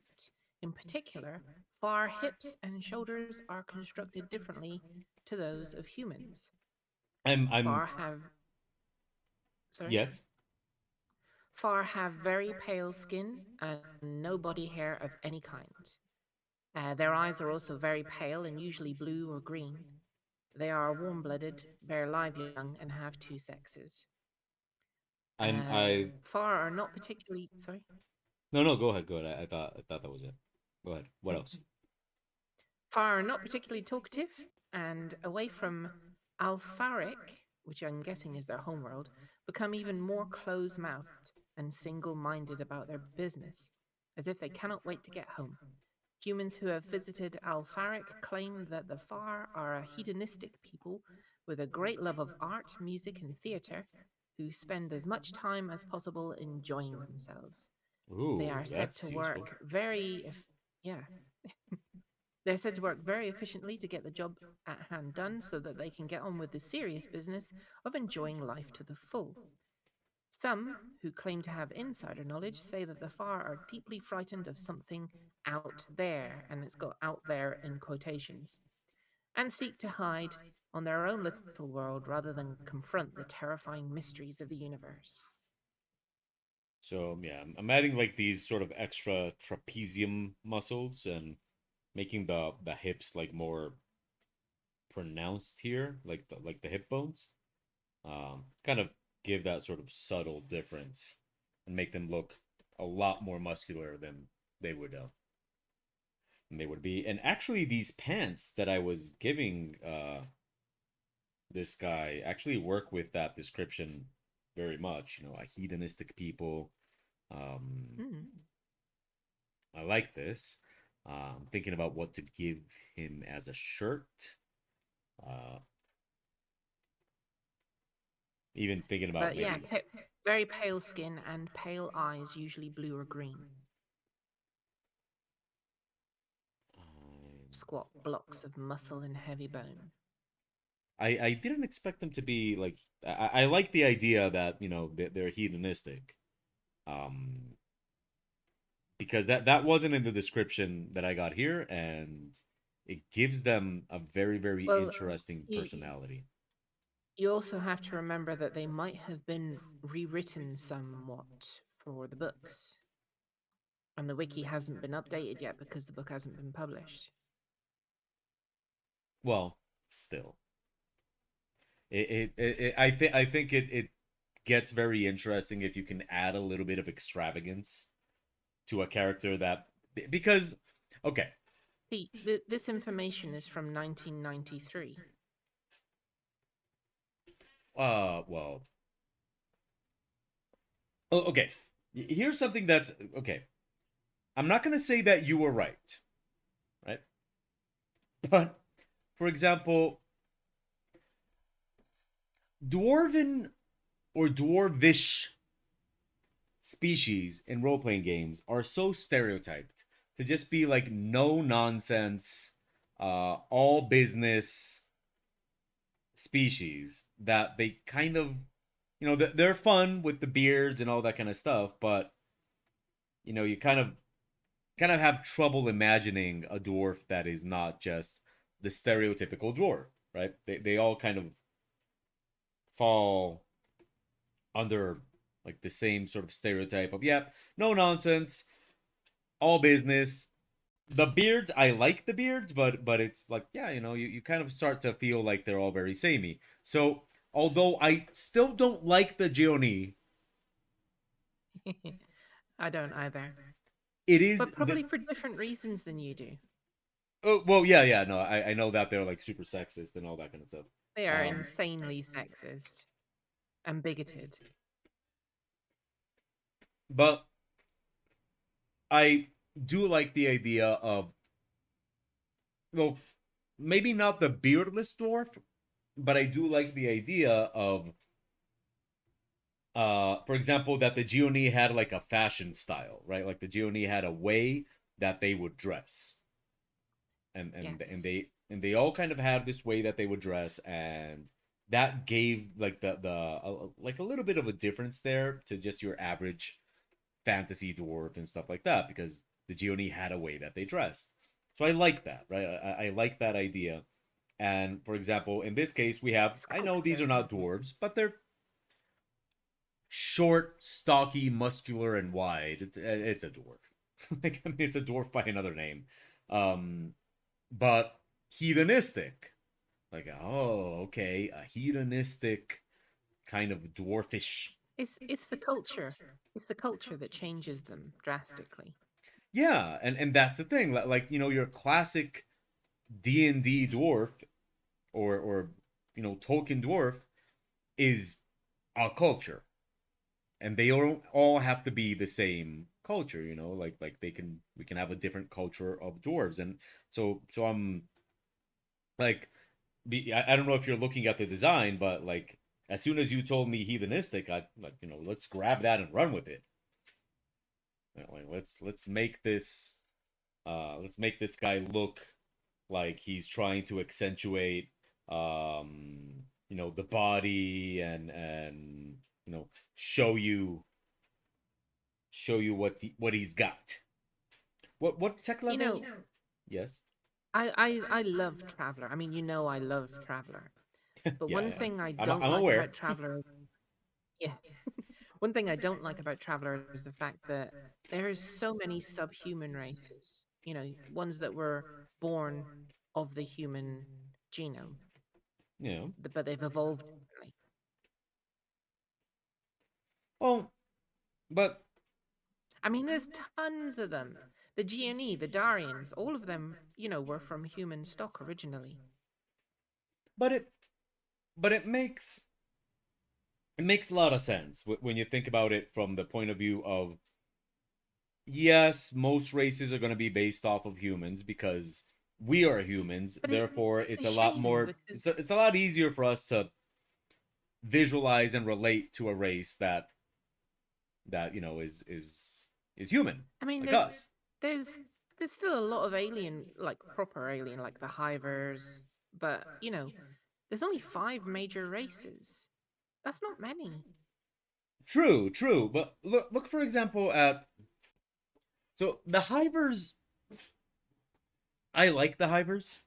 I enjoy drawing the hivers, but I would assume that the hivers is not the most played race in Traveler, and Oh, it's it very rarely played. yeah, and it's not difficult to see why, because the hiver is very, very far away from a human, right? Like, the hiver is very far from human. It's so when you're gonna role play it, it's a little bit more difficult to connect to it, right? Well, for example, a Vargir, sure, a Vargir is not human, but it's still humanoid, right? Like, it's still got the human touch. So you can play a Vargir, and you more or less kind of can still, Same with Aslan as well. yeah, you can still connect to them, right? You can still find that connection. And that is the reason I'm like saying all this is because I studied this a lot for concept art and stuff like that. And it's the reason, like, a lot of people always complain that designs of aliens and all those kind of things are still very humanoid. And There, there's this one race in Traveler called the Domination, which are insanely alien, and they're just never used, and they're in the middle of the Imperium. no, and that's exactly it. They, Like, if you think about, for example, movies and stuff like that, um like what's your favorite movie alien? I do like aliens, yeah, So the xenomorph. yeah. Okay. But Well, number two is the best one out of the quadrilogy. but if you look at it, the xenomorph is still basically a humanoid. I mean, they got arms, they got legs, they got hands, they got a mouth, and even, Yeah, but you got to remember that it had to be played by a person. You know, no, yes, of course, but even later on, um they're not my favorite alien. like when you look at aliens in entertainment, they're always very, very humanoid. But the thing is, as much as we would like to just go with our imaginations wild, it's not a very practical thing to do, because people still have to be able to connect. to these characters. So if you go too far out, if you make it like just like if you just go with for example, one of the least humanoid designs I've seen in Aliens, and I don't like it, by the way, um are the ones from oh shit, that boring ass movie. Um was it called Contact? No, wait.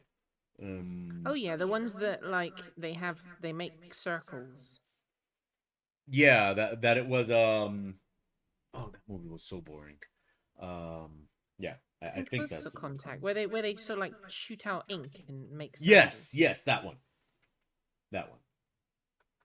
That's how they Uh communicate because yeah, they that see no, but wait, time as that's not a. Contact. Contact is the one with um Oh no, I know the one where you see them as how you perceive things yourself. So you see them as human because you are human. no, no, no. I'm thinking about the one you said, the ones that shoot out ink, and that's how they communicate. But that That movie's was not called Contact. Arrival. Arrival. Arrival. There you go. Arrival. Damn, that movie's boring. Um, but Contact was the one where they appear as human because that's that's how what you wanted you to see. Yeah, need to comprehend them. Yeah. yeah. But that's the thing. It's like you get to a point where it just kind of loses that connection, and people can no longer uh relate to what's being shown, right? And it just becomes too alien, and so that happens with role playing, species and stuff like that as well. You have like if it becomes, and that's something that happens a lot with Traveler. You have these species that just you lose all the connection, and so you have to have either somebody that is really really really into the role play of it all, um to play a hybrid, right? Like that's just you're not gonna commonly get a person playing a hybrid, because, and even as a game director or a game master, um, I would actually, if somebody was just new to the group and it was their first time role playing, I would actually discourage them from playing a hybrid, right? Like I wouldn't Oh I yeah, I've done that. I've yeah. discouraged people from playing a hiver until they learn a bit more about them. Yeah, like if you're new at role playing games, I wouldn't recommend a hybrid. Jodie Foster. I was I'm trying to remember that name, Edmux. Thank you. I'm sending you a link of the domination. Check out this alien. And this is in Traveler. Let's see. And I have no idea why they have not utilized these yet in a book because they're just really exotic. I like them. Oh, that is really cool. But to me, that's more like NPC material. Why wouldn't you be able to be a domination? No, no, I'm not saying you wouldn't be able to, um, but They're like manta rays that live in gas giants like that I would love merge to with see it. I hosts. would love to see it like as a game master. I'd probably try to put them in as NPCs, and I think that's a lot easier, right? I think it's a Well, lot the thing is, easier. they haven't even been utilized in books as NPCs. So, okay, here's something I don't understand. If it's never shown up in a book, then how is it part of Traveler? Where'd it come from if it's not even in Let a me see book? where the reference comes from. The reference comes from what looks like a 1997 adventure called Port of Call, which references them. Ah, well, there you go. Oh, what if we give these guys like makeup? They're hedonistic. Makeup would make a lot of sense.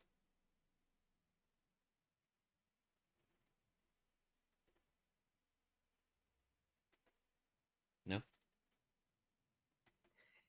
I know it's not your call, but you do have It's not my opinions. call. Yeah, I know it's not your call, but a And bunch of remember, I mean that the words the they might have been changed in the new book. We're just going by what was on the wiki, which is what it's 26 years old. the info that's on the wiki about them. 26 years old is young and spry. We'll just send this as a sketch and see what what the boss says. Okie dokie. Also known as Sandrine. Or as the French would say it, Sandrine. Yeah, You also got to remember that Sandrine probably hasn't read the book. Well, neither have I, for that matter. So, see, the reason I was able to give you so much detail on things before was because I tend to read the book. well, we'll see what comes from this one. I wanna finish up this one because I have an idea for the arm position of the other one. Because I still like the idea that they cross their arms, to that they cross their arms to use the smaller arms. So I still think that's a pretty neat idea. So I have an idea for the arm position, and I still have All right. So Sandrine says no makeup. She just told me right now because she came over and looked at the screen. So not fabulous. She says, how about a blue hue around the eyes?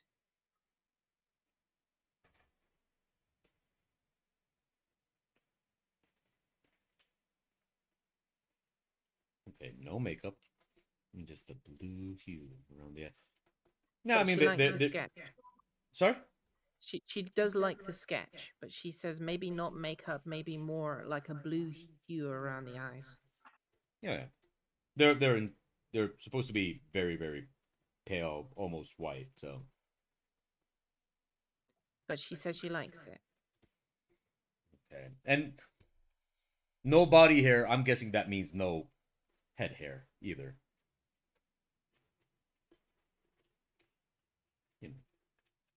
No hair at all. Yeah, I'm presuming no hair at all. The hair is part of the body. Or so I've been told. She says all she's asking is that you fill the frame as much as you can. No, wait. I don't think she knows what we're talking about. Sorry. Yeah, this guy pretty much fills it up. This stocky man. Okay. Now, here I had an idea for the positioning of the arms that I think I like a lot better. So, let's go with that. So yeah, I've always thought it's pretty cool that Traveler has so many species to pull from. But I've also always kind of seen them as like, yeah, a lot of these are just very, very awesome NPC material, right? Like maybe of course it depends a lot on what kind of group you got going on. But it's true. For your average group, like a Hiver is probably a great NPC. But most people will just easily connect to a humanoid. Hivers, I find, are kind of like, yeah, it would be very difficult to find uh,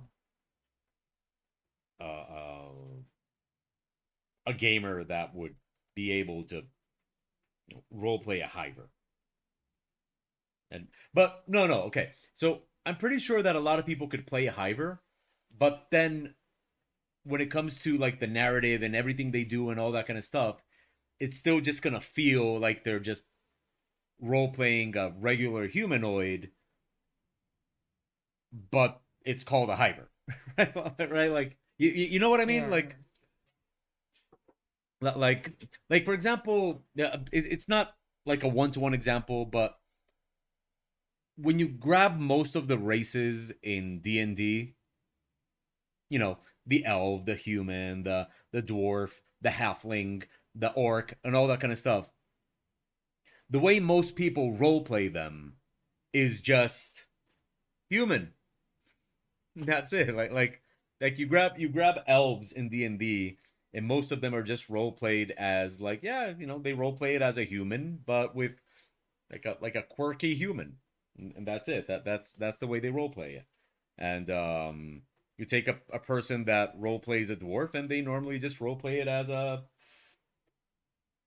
a rough. Oh, sorry. They role play it as a rough human, and so on and so forth. So you never really kind of get that sort of sensation that it's actually something that is not human. It just always comes off Yeah. as human, but stocky.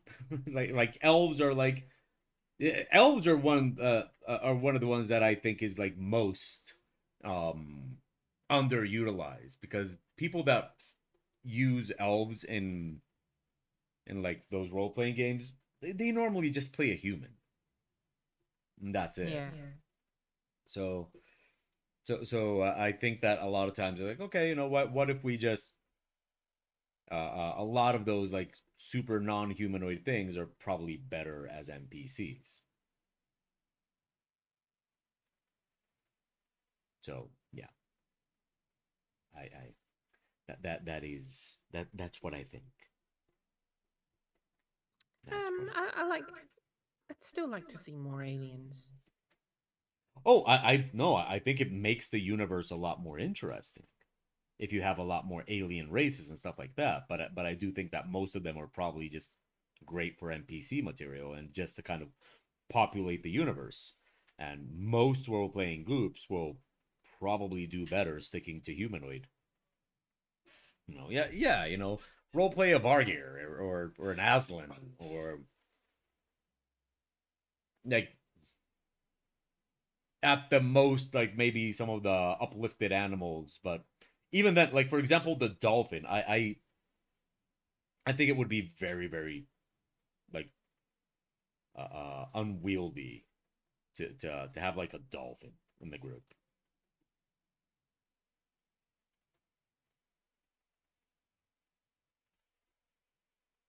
You know, the actual book that references them is available in PDF format through the wiki. So you can actually get the actual book. What the Yeah, book for that free. The book that references the domination. um the turtle, Sabrina.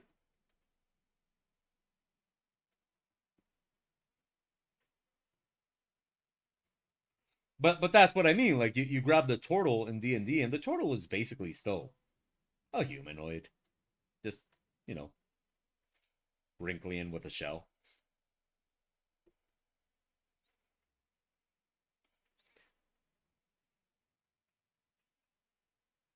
So okay,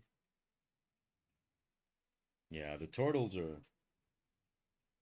I do think they're cool. Do you have a favorite fantasy race?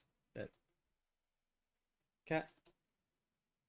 Um, Favorite fantasy Like for race. example, in the Lord of the Rings, who's your favorite in the Lord of the Rings? Lord of the Rings. Yeah, yeah. Ooh, that's a toughie. I like the dwarfs. I like the dwarfs a lot, but I think it's because I can relate to them so much because they all seem Scottish. What? Why do you think that is? I'm pretty sure there's like some reason, but why do you think dwarves are always portrayed like Scottish people I have or no idea, Irish or although they're Irish? a lot ruder than Scottish people. What? But do you I think mean, it's a a Scottish stereotype person of wouldn't of come being into your rude? home and Sorry. sorry. Well, I mean, a Scottish person wouldn't come into your home and just instantly eat all your food without your permission. Well, I Despite mean, how much they want to. it sounds like you want to, but no, but really, really, like, why do you think dwarves always seem to get portrayed. You know which ones I Well, I mean, with Tolkien's Lord of the Rings, which is what you asked me to reference, he mhm. actually based all of the races on different cultures that he knew of. Yeah, yeah. Mm, okay, what about Warhammer? So I'm not Skaven. British. I'm not British, but if I understand correctly, the orcs all have a British accent, but that's from like a specific place. The orcs. Yeah, the every time you hear the orcs talk in Warhammer, the accent is like it's like a I know it's a British accent and I know it's from like a specific part of England.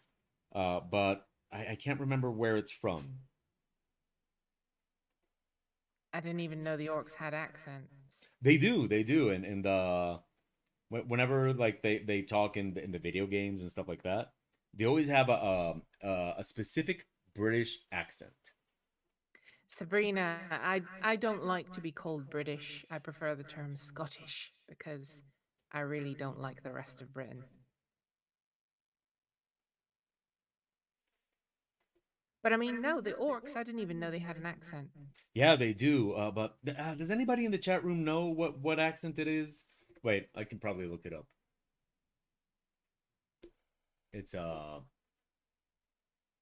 But if it's of the fantasy races in Warhammer, my favorite is probably going to be, I mean, Warhammer Fantasy, not Warhammer 40k. My favorite are probably going to be the Skaven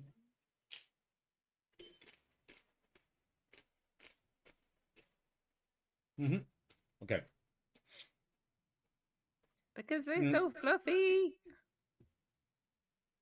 okay. Here it is. Um. Oh, you meant I'm not British? No, no, no, no, no. Um. Okay, so here it is. Why are the orcs in Warhammer 40k portrayed as having Cockney accents? What is the origin of this choice of accent? And it seems that the highest rated answer So that's is London. that they wanted to make them sound like British thugs. That they basically wanted to make them sound like thugs. Um, so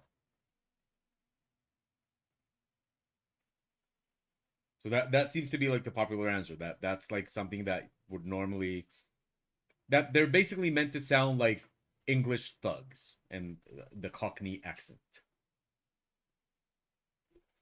Okay. So That's yeah, London. yeah. Whenever you hear orcs in like Warhammer games, you never played Warhammer video games? And not many. Space Marine I is a played lot of Blood fun. Bowl 2. Well, isn't that filled with orcs? Yeah, but I mean, they don't talk much. Oh, well. And the commentators are American, I think. One of them is English, and very, very well spoken. Yeah. Well, Or it could be someone putting on an accent. yeah. Well, the orcs have an accent, and it's Cockney, which I don't know where that is from. Is it from the land of cocks? Cockney is London. Oh, so is it a land Cockney of is London. Okay. So these little arms remind me of how I hug Dan, him being 6'3" and me being 5 feet tall.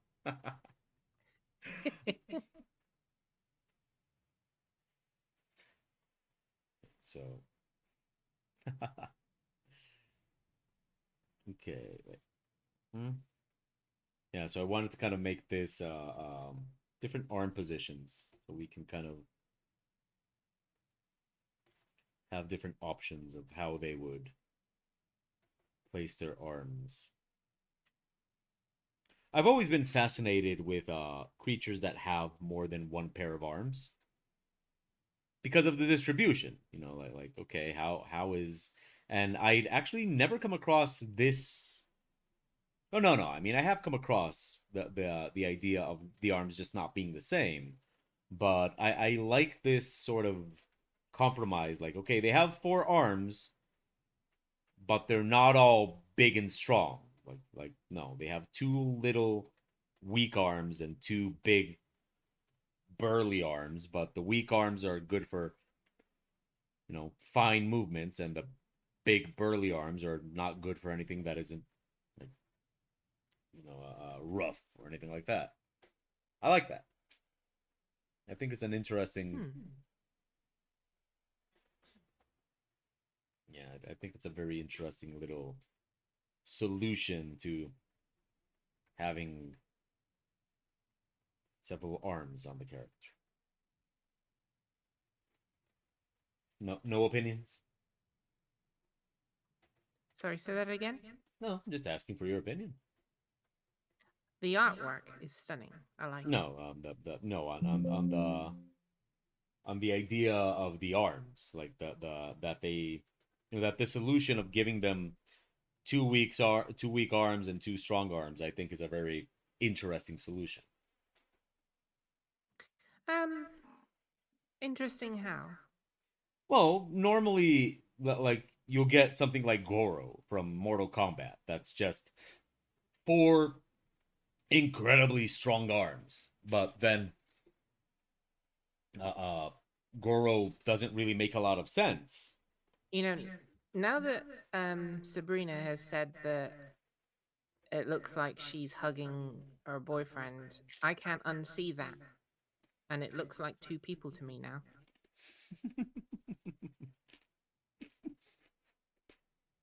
Okay.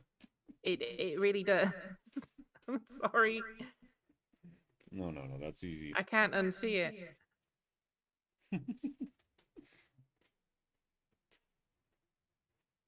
That's what sketches are for.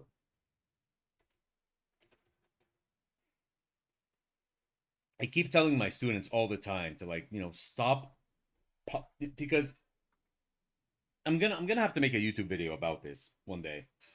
Mm, and it's the idea that if you look up the word sketch on Google Images, you're gonna find a bunch of images that are not sketches, right? You're gonna find basically pencil drawings, and that's what you're gonna find. And I think that's a problem because the issue here is that there's this kind of mm, people polish their sketches too much, and that kind of makes things be less, they're not as loose. They don't get like that exploration and all that kind of stuff that you really want from a sketch.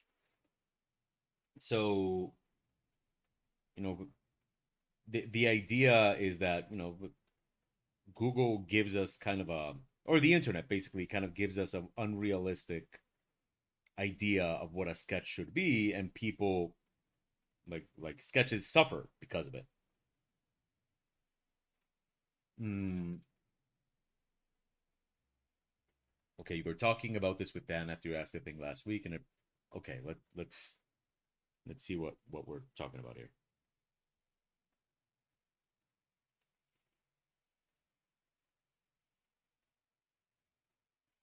See, now it doesn't look like there's a tiny little Sabrina behind him hugging him.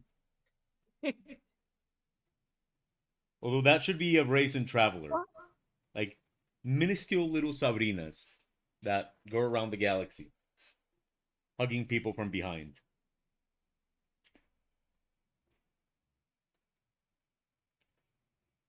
No, okay, no, no, okay. Still there, cat? Yep, still Cat? here. Oh, okay. Thought Yep, we can you lost. hear me? Thought we lost you. Oh, I'm still here. Okay. Um, I'm like a bad brash. You can't get rid of me that easy. Nobody wants to get rid of you, cat. Well, okay, that's not entirely true, but I was going to say, have you talked to Mongoose lately? yeah, no, that's that's exactly what I thought. Okay, let's not open that wound, but okay. Nobody outside of Mongoose wants to get rid of you, cat. uh, too soon. Hmm. A working artist has to apply skill no matter what. The concept becomes more important than how well you drew the arms. That jump for learning artists to grasp was huge. I think I see it happen um, with my students all the time, and of course I see it happen with myself all the time.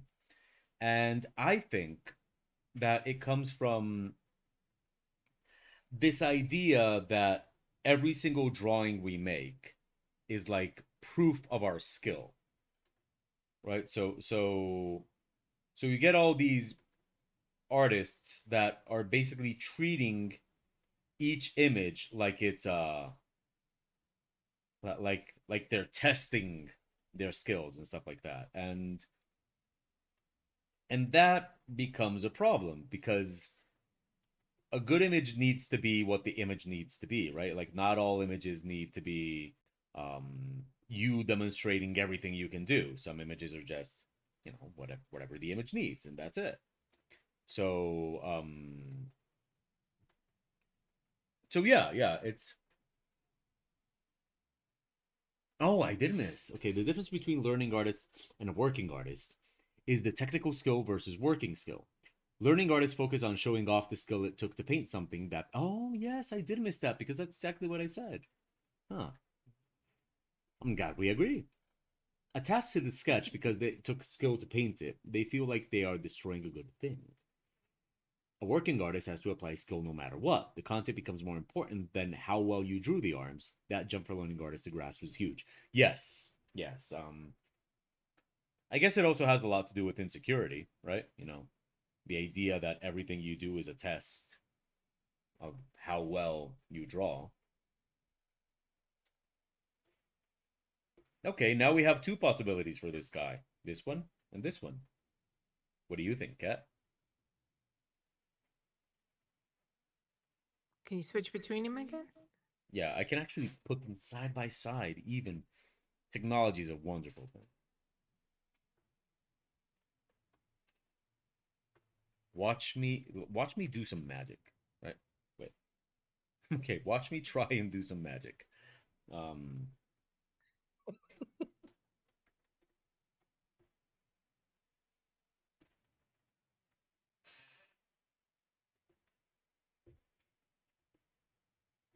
Now we have these two versions. I, I still only see one version.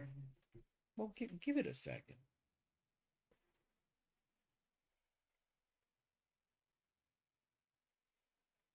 I'm very happy that I have to admit he does not look very bright. Like he does not look like the smartest. I like that. So, my personal favorite is the one on the right.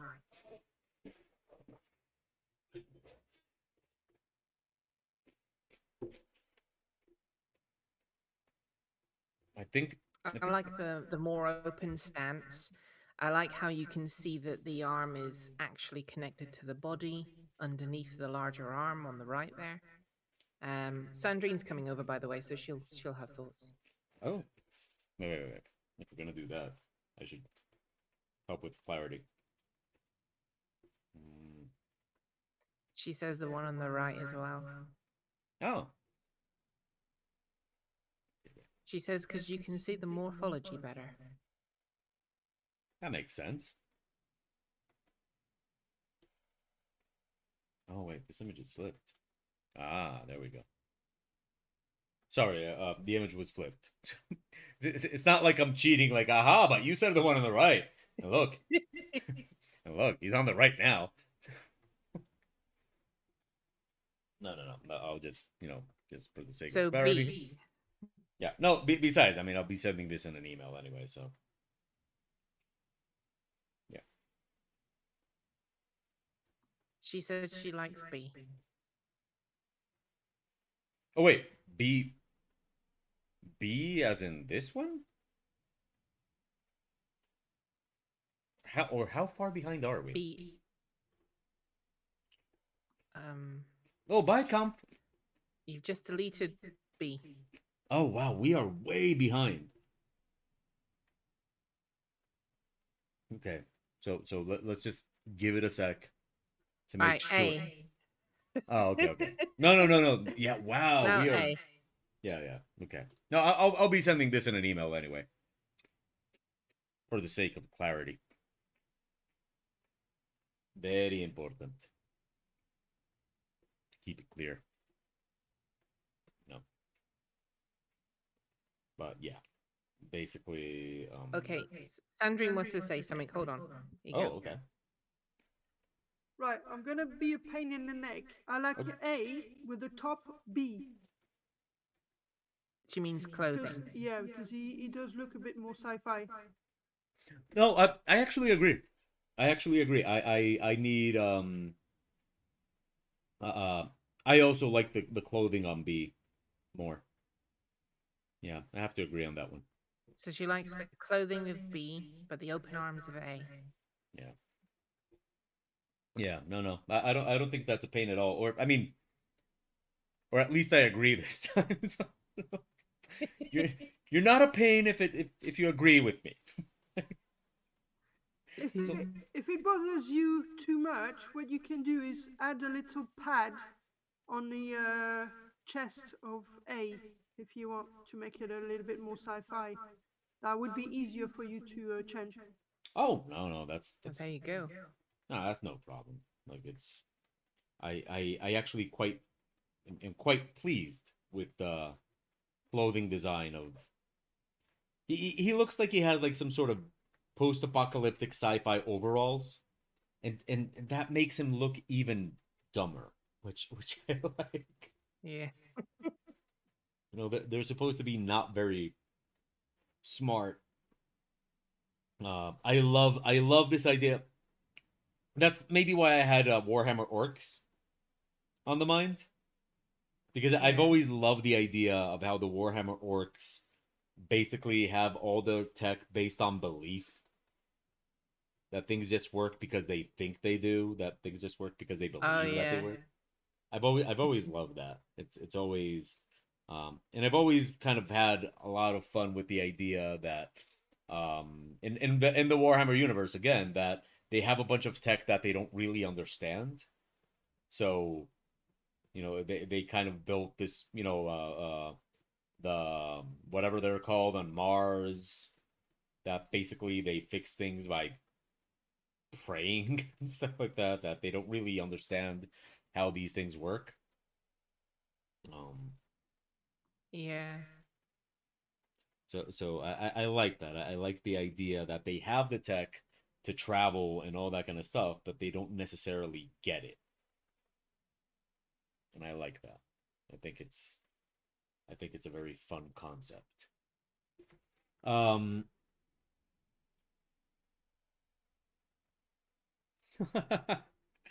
Sandrine is a sweetheart. She is. Yeah, she is. That was cute, cat. You had yourself a Enjoy nice it. I little. don't do cute very often. But when I do, I I do it. But when I do cute, I am the cutest. Well, it's okay. I might have to. Where's here's marvelous watercolor. Fuck you, Mal. That's the name of that brush.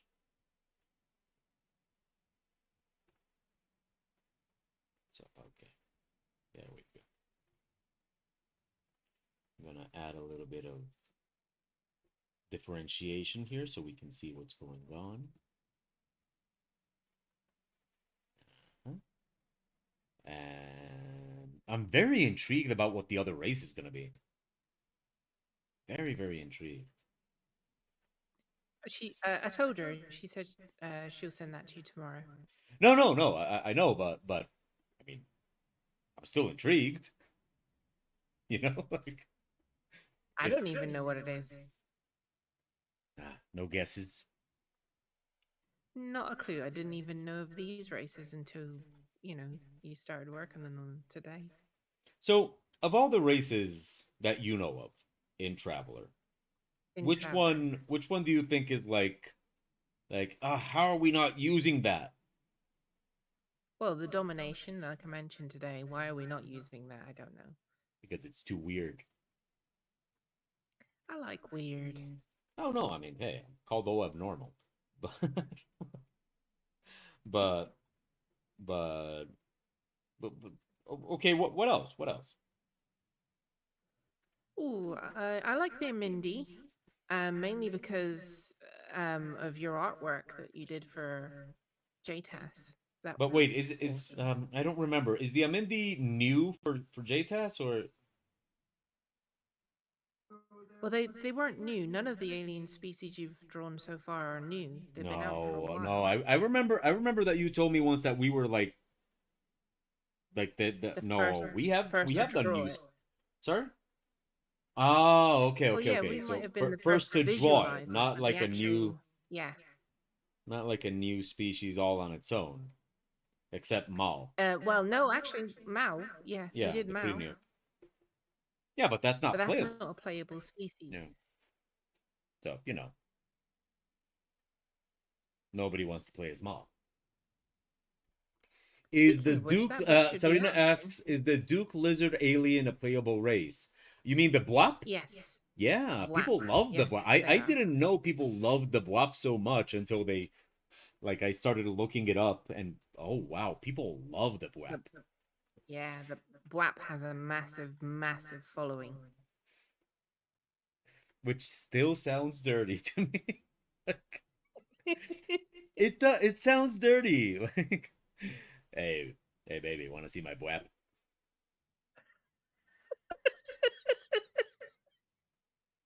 I'll get a Bwap right here for you. I'm gonna make an Aslan slave ship, and he deals exclusively in BWAPs, and that's what he's gonna say every time he meets my players. An Aslan with a sense of humor. Oh, that's Yeah, something you don't see every day.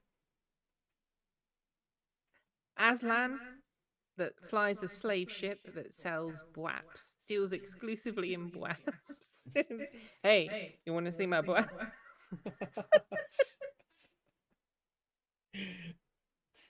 Sabrina's saying that she would roleplay a Bwap. I, I I think Sabrina would enjoy role playing a BWAP, and you spelled it right the first time. Yeah. Yeah. BWAP are I even awesome. like the spelling of the Bwap. I even I like the mean, they spelling. are accountants. They're like, they're like the bureaucrats of the galaxy. But they're not like I'm asking. I'm not saying.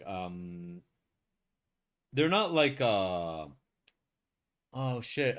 Is it Bordegon from the bureaucratic race in Hitchhiker's Guide? Is it Bordegons that they're called? Yeah, that's BWAP.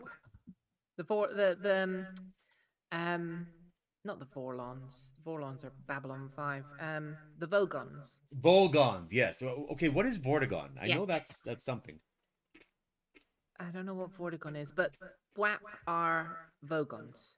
Yeah, but art because the e- except small and cute. yeah because like the the ones in Hitchhiker's Guide are like very disagreeable. Yes. So are BWAP. Oh, they are. Yeah, yeah, they just don't like people. They're all about the paperwork and the numbers and the math, and everything has to be signed in triplicate and then sent away and then brought back and then, you know, yeah, that's the BWAP. Wow, I They generally dislike other races, but it's beneficial for them to work within the rules of the Imperium, so they do it. I I love the contradiction of this character of the I mean, this isn't the side eye. This is the R. But I love the idea. I know that it's like an old tech, so it might not work in that sense, but I love the idea of a burly, muscular, rough-looking, stocky race that is all about pleasure. Like it's just such a visual. Like I mean, the guy is dressed like a fuckboy, but you never think it by looking at him. That's something I appreciate. You know, I appreciate you, intergalactic fuckboy. Yes. No. So I would not. I mean, you know, I would play a Bargear. Oh yeah, definitely. I would play a Bargear, and if not, then an Aslan. I don't know if you'd suit an Aslan. I think you'd No, suit Vargear better. no, it's just I at first I would have been like all over the Aslan, but then you explained to me that they're not exactly cat people. That No, they're not. They're they not just kind of got at that sort all. of uh, um like a misnomer or whatever, like misconception that Yeah. people think that they're cat people, but they're not really, and so that kind of turned me off of the Aslan. Well, the Vargir are literally an uplifted wolf. So now I'm just thinking, okay, why did nobody uplift cats? Um. You'd think they would uplift Well, cats. I mean, they concentrated mostly on humans. yeah, but you know, there's uplifted The dolphins, the uplifted Vargir were orcas, kind of like uplifted a wolves. Um, well, the Vargir were kind of like a side experiment because yes, Goydre liked them. there's also uplifted apes, right? Yes, but they weren't uplifted by the ancients. They were uplifted by humanity. I've never I've never drawn those or come across those in my work. There's an adventure that's all about that. It's all set around the uplifted apes. But basically, there's two kinds of uplifted species. There's uplifted by the ancients, in which case mostly it was humans, and the Vargir. And then there's uplifted by humanity. Humanity uplifted dolphins, orca, apes. Oh crikey, they uplifted a lot of species. But no cats. No, no cats. I find it hard to believe that humanity would not uplift their cats. I mean, have you seen the internet? You know, You know what? Let me find out exactly how many species have been uplifted. uplifted birds. I don't know. I guess we'll have to ask Cat. Um, okay, this is far, and then there's you guys, which we will. I don't know about the uplifted bird. Let's wait for Cat to return. I'm sure there I'm has still here. Oh, okay. Are there any uplifted birds? I don't know. There seems to be a hell of a lot of uplifted species. Look, there's uplifted everything. The end. We once uplifted a mushroom, and I don't mean like like mushroom people. Like no, a mushroom from my ramen, and we uplifted it just because we could. They even have an uplifted species called a jabberwock, which is like this nightmare monster thing. Oh, and is it playable? I don't know. Oh wow, that sounds like something to Presume draw. so. That definitely sounds like something to Tech draw. level is 10 to 12, so they have the Wow. technology. Yeah, that's a pretty. They have two chambered hearts. sorry, 4 two-chambered hearts. Oh, So they okay. have 4 two-chambered hearts. They stand 2.6 meters tall. They're quadrupeds. Fully grown specimen weighs over 400 kilograms. Their head is mounted on a long neck and is topped with a large, multicolored crest, which normally lies flat but is displayed during mating rituals and territorial fights. Their mouth is full of razor-sharp teeth and spikes run down their spine to the base of the tail. The skin is very tough and furless. They're colored a light reddish brown. Wow. They Their sound. forepaws have been altered to be manipulative members. They Their sound very mouths have been savage altered for to being allow them tech to level speak 12. some human words. But I like that. Yeah, I like that they sound very savage, even though they're tech they level sound 12. nasty. So how about the uplifted cats and uplifted birds? And are they enemies? All right. Let me have a look. Like when the uplifted birds let are me have a look standing for like in these. their apartments, and an uplifted cat and when the uplifted cat is like sitting in their apartment and an uplifted bird flies by, does the uplifted cat like jump out the window?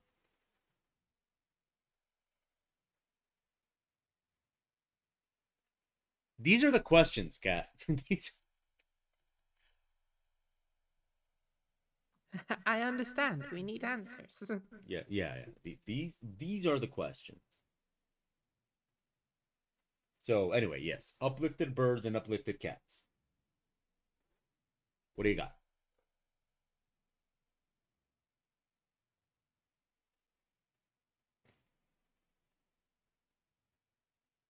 I realize that right now I'm standing like the side-eyed. You know, I have two tiny arms beneath me. I have this one right here. We have organic robots.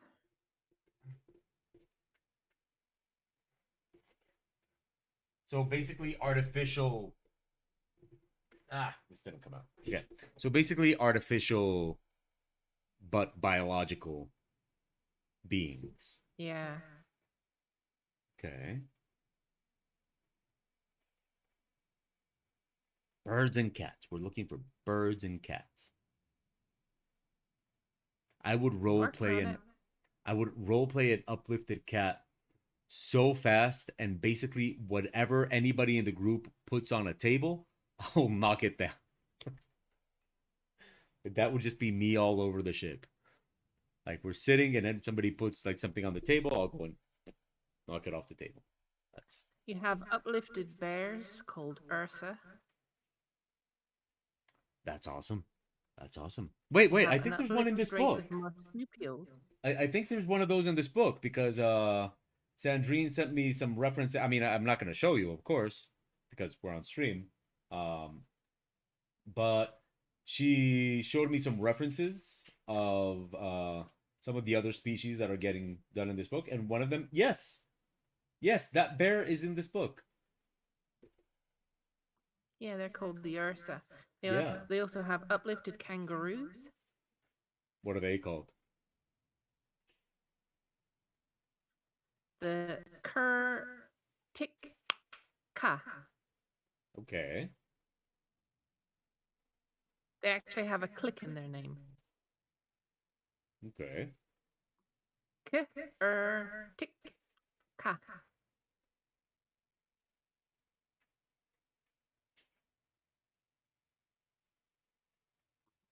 You know, as if normal words weren't hard enough to pronounce. Well, I think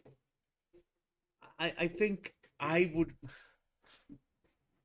I would roleplay an uplifted kangaroo. But it would have to be like one of those like weirdly muscular kangaroos. You ever seen those? Of course you have. Everybody has. Yeah. It would have to be one of those weirdly muscular kangaroos that poses. That would be me. Like you know, somebody walks on the ship and the first thing they see is like me just sitting there, like all muscular and stuff. Like, hey, what's up? I'd be the douchiest kangaroo in the entire galaxy.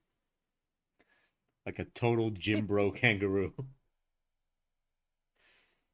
That would be me. Yeah. So I can't find uplifted cats. That is so that is like such an oversight that it almost feels on purpose. The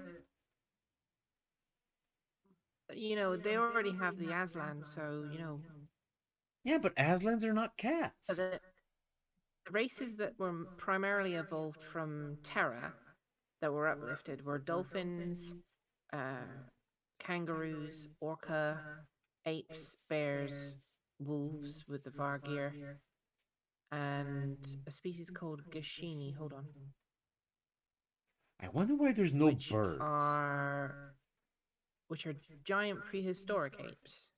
Because they're all mammals, right? Those are all mammals. So it makes me Yeah, but wonder. no, birds are avians. No, that's what I mean. Like,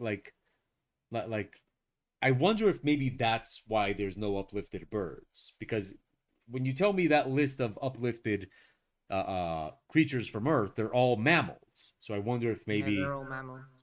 so maybe you just can't uplift a bird. Still doesn't explain the lack of cats, but maybe you could just only uplift mammals. There's no uplifted fish. There's no uplifted Well, I mean reptiles. that's all the species that were uplifted by the Solomani, um, except the Vargir, which were uplifted by the ancients, and the Gashini, which were also uplifted by the ancients. But what are the Gashini? They're genetically engineered specimens of a giant prehistoric ape. Oh, wow. Okay, that's Because when the ancients took mankind from Terra and scattered them throughout the galaxy, they also did it to Vargir, the wolves, and there's this specimen of giant prehistoric ape, which well. they're known as the Gashini. You haven't have you read Rama? Rendezvous with Rama? I've asked you this No, before, but I don't remember if you said if you had or not. yeah, Yeah, I you have. haven't now. Oh, okay. Well, because Artsy, thank you for stopping by. I'll see you Friday. Hope you stop by on Friday. Have a great week. Well, in Arthur C. Clarke's Rendezvous with Rama, I don't know if this would count as uplifted, but they have kind of done genetic stuff to chimpanzees to make them smarter. Because basically they use them on in space exploration, but not on their own, right? Like they use them in spaceships as kind of staff. So and these chimps are called simps. Um, I don't remember if it's because of It's a bit space chimp. derogatory, isn't it? It is now. It is now, but that wasn't really a term back when that book was made. Um, and so the simps are like I can't believe it. I can't remember if it's space chimp or sentient chimp or whatever. But basically, their names are simps. And the simps on the spaceships, they're basically the cooks. They clean. They're basically Manual labor. yeah, all that stuff, and they have them on the ship, and you only really kind of hear about them in the first book because the first book is like the only one that takes place in like a normal, like human, kind of regular spaceship, and with a crew there. So they all live on the ship, and like all those duties are performed by the simps, and they explain a little bit about the Sims, and basically that one of the ship rules is that you can't have sex in front of the simps. Like you can't. I mean, of course, you can't have sex with a simp, but that you can't have sex and let a simp maybe see you because apparently it like freaks them out and confuses them. Um, so technically in Rendezvous with Rama, it's kind of like an uplifted chimp. You know, they made them smart enough to perform all those duties, and that's it. Hmm. So I excellent. mean, you have uplifted apes, which are different, Yeah, yeah. because the uplifted apes were done by Gentech, the Solomani. And so humans uplifted these animals because of some special need, like space exploration, or just because they could? The actually they mostly did it to like dolphins. They wanted to expand their influence because they have a massive grudge against the Imperium. So in order to colonize worlds that were like water worlds, they uplifted dolphin to do it for them. So that makes sense. That makes sense. I mean, And it so was the same for all these species that they uplifted. The orca were the basically they uplifted orca before dolphin, and they were their attitude was not good, yeah, that not that does cooperative, sound like a very and like so like dolphins. I like to imagine that they uplifted the orca and later on were like that would why did, that was not a good idea. Why did we do that? like, like why would we do that?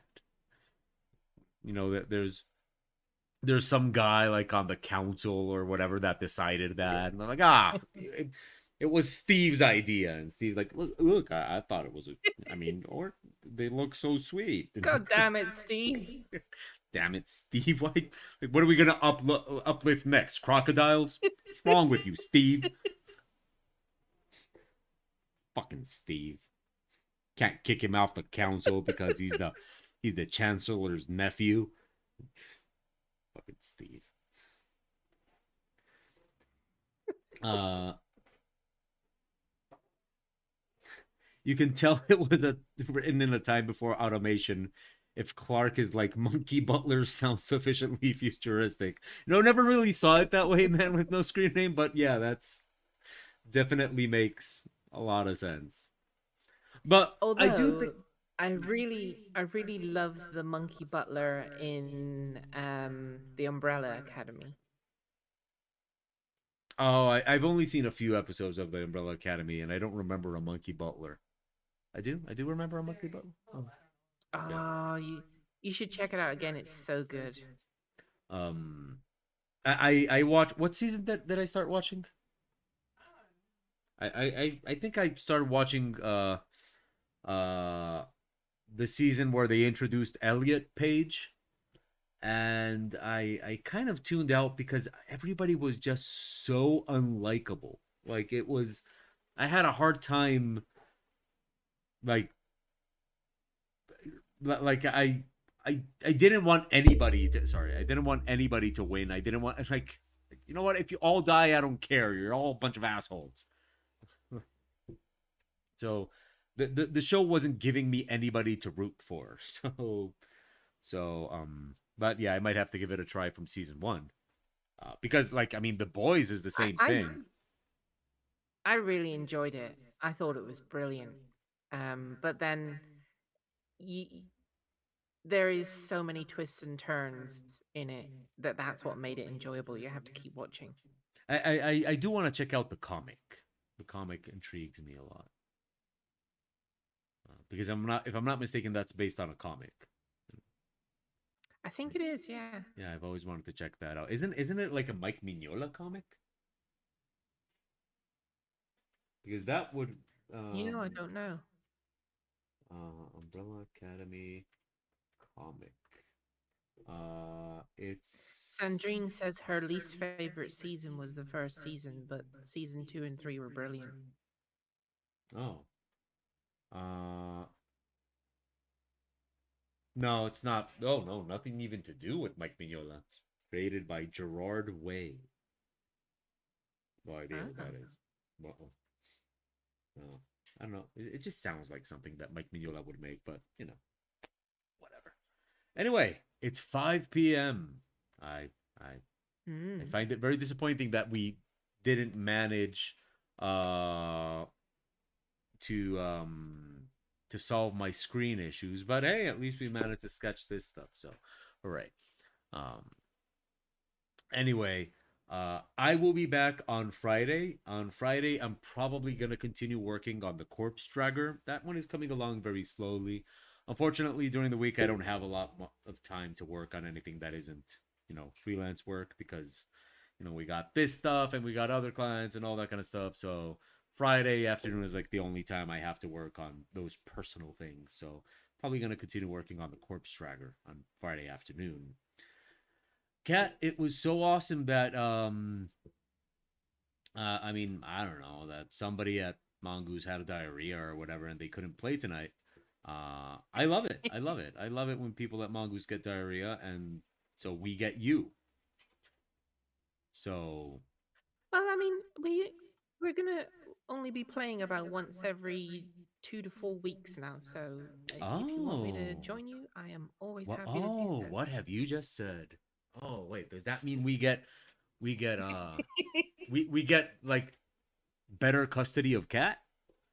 Like we get higher visitation rights? Well, I reckon at least 50% custody. Oh, wow. I mean, hey, I mean, and I didn't even have to call my Well, at lawyer. least until you go back on. Well, at least until you go back on Wednesdays. I can always do Wednesdays. Oh, okay. I was gonna say, like, what happens on Wednesday? Oh, yeah, right. Right. That is No, if you that's intend to go back. I don't know if you're making Tuesdays. no. I do. permanent now. I don't like streaming on Tuesday. I don't. Why is that then? Tuesday is the most productive day of the week. And I mean, don't get me wrong, I love streaming and streaming is fun and stuff like that. But I like having a day that I can just sit down first thing in the morning, which is 3 or 4 a.m. for me, and just work to the end of the day. And I like having at least because I enjoy it a lot. Like I enjoy that. And I like having at least one day a week to do that. And Yeah. with the different things that I do, that doesn't happen very often. Like the days I stream don't really count that way because streaming, me, I go off on a tangent. I start talking about other stuff. I get distracted and start looking at screens and then start debating the virtues of 4K and dick sizes and stuff like that. So on days that I stream, I don't really consider it like I'm working all the way through. And days that I have to go teach a class, of course, are not days that I can do that. Especially because you go teach a class and then you get home and you're super tired.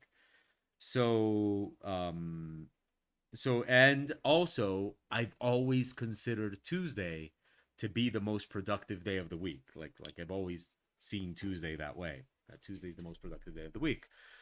So I like Tuesdays that are just nothing to do that day but work. And I like to save like the big projects, like that image that I have to do line art for, but it's going to take me a full day, like that kind of stuff. I like having that for Tuesday.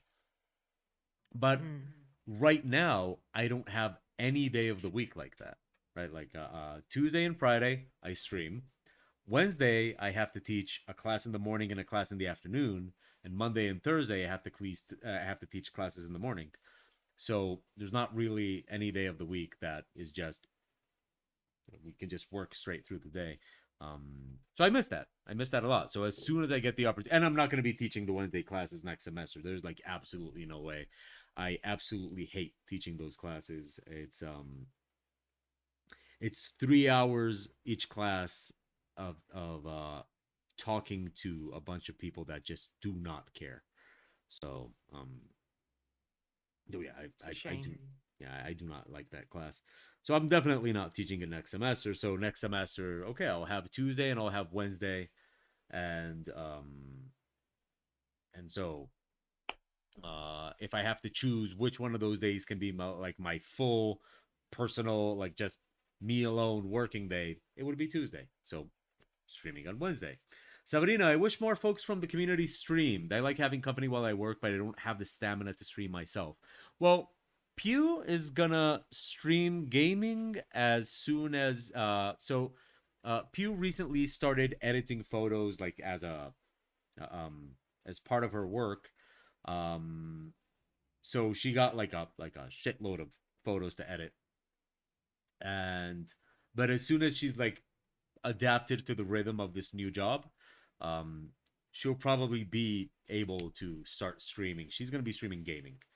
Kat is also going to stream. She's going to be streaming gaming and other things. Gaming No, and Traveler. so she's going to be streaming So gaming and Traveler. Um, and that's kind of all I got. Like I can't offer you more people. I can and there's me, of course there's me. Um, but let's see, who else can I offer you? I'll be doing Oh deck yeah, plans and right. Pew is stuff. planning to do a study with me.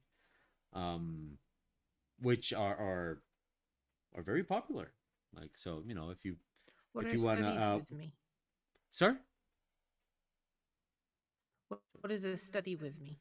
It's a stream where the person streaming is just sitting there studying or working. They're not like, you just have a stream where there's, some nice chill music and a person is just there studying or streaming. It's exactly what Sabrina was saying. It's kind of like somebody to keep you company while you're studying or streaming. And a lot of people find it a lot easier to like sit down and focus on their work if there's just somebody there studying while they're doing it. Um, so they're very, very popular. Like if you look it up on YouTube and Twitch, you'll find people that it's just, a camera set up and they're there and they're either studying, working on whatever, reading, all that kind of stuff. And it's just, it's like it kind of keep you company while you have to do whatever you have to do. Huh. So yeah, actually the streams that are just people eating, they started out, if I'm not mistaken, I might be mistaken on this, and please feel free to call me out if I am. But if I'm not mistaken, the streams of people eating started out just as people wanted to feel like they weren't eating alone. So they would just, Oh. somebody was there eating and they would eat, along with them. And eventually it became just the company. And eventually we got mukbangs, which I don't know if you know what mukbangs are. Is that where someone eats a lot? Yeah, those are mukbangs. So yeah, but at first it was just, yeah, people wanted. They eat an amount that seems they eat an amount that seems not humanly possible. Yeah, or just weird stuff. But if I'm not mistaken, it started out just as people wanted to feel like they weren't eating alone. Oh, I did think about doing some cooking. Well, I mean, if you have some cooking, do you have a nice kitchen and all that? It's all right. It could be bigger. It's I'd like a it to be kitchen bigger. / bathroom, but it's all right. It's practical. That's a great Friends quote. What? Yeah, practical. I mean, our kitchen is like a box room size. It's not a big kitchen. Oh yeah, our kitchen is also tiny. But I perform miracles in there. Oh, I don't. I don't perform miracles. Actually, me streaming cooking would be quite fun because it would just be me getting progressively irritated whatever it is I'm doing and knocking stuff over and yelling fuck every 5 minutes. That's me cooking. Great stuff. Tasty stuff. Okay, wait, but what happened? Okay, you still there, Kat? Yep, Okay. We went dead there for a second though. Oh, okay. But anyway, it is 5:10. So, Kat, thank you for joining us. It was so much fun. For having me. And it's also very exciting to know that I can actually drag you on here twice a month. you know, after the mongoose divorce, it was, you know, getting it's like, why does mongoose You get know, to keep I have cat? Discord open every day while I'm working. Feel free to buzz me whenever you want a chit chat. Hello, Yuki. Okay, so everybody, say goodbye to Cat. Bye. You have been watching the Ministry of Abnormality Twitch Lab, not Twitch. Ah, god damn it. You see, this is the thing about like, okay. Have you ever watched Anchorman? I know of it. I haven't watched it yet. Okay, I highly recommend it. It's a very fun movie. But there's this whole thing in Anchorman that he is a great anchorman, but he just reads the teleprompter and he doesn't really think about what he's reading. He just reads it. So they can put anything they want on the teleprompter and he will read it, like no matter what it is. That's me. Like I go into the goodbye and my brain just goes automatic. And you have been watching the, you know, Ministry of Abnormality Twitch live broadcast for such a long time that my brain is just, okay, here we go, autopilot. So anyway, you have been watching the Ministry of Abnormality YouTube live broadcast, and I have been your host, O Abnormal. With me is the sunshine impaired, because she doesn't like being called British, Cat. So that's a better word, sunshine impaired. From the land of gray. Sunshine impaired. Yes, land of gray. Cat, which we will now have more often. And my did I already say? Yeah, I already said who. Did I say who I am? Yes, I said that I'm all abnormal and all that kind of. I ruined the goodbye. So you know what? I'll be back on Friday. I hope you have a sexy weekend. All of you slap yourselves on the butt for me, and I will see you. I don't even know if I can say that on YouTube, but I will see you Friday. Thanks for watching and hanging out. Good hunting. Stay naughty and goodbye. So okay, so yeah, we have to set up your OBS. What? Sorry? We do. I said so. 42 inches is average. Well, you know, low average. You know, a humble average. A humble average. Yes, wow. Yes. You know, an average, low average. Average, low average. Yeah, low average. You know, of course. What? Sorry. 42 inches is low average. Well, yeah, flaccid.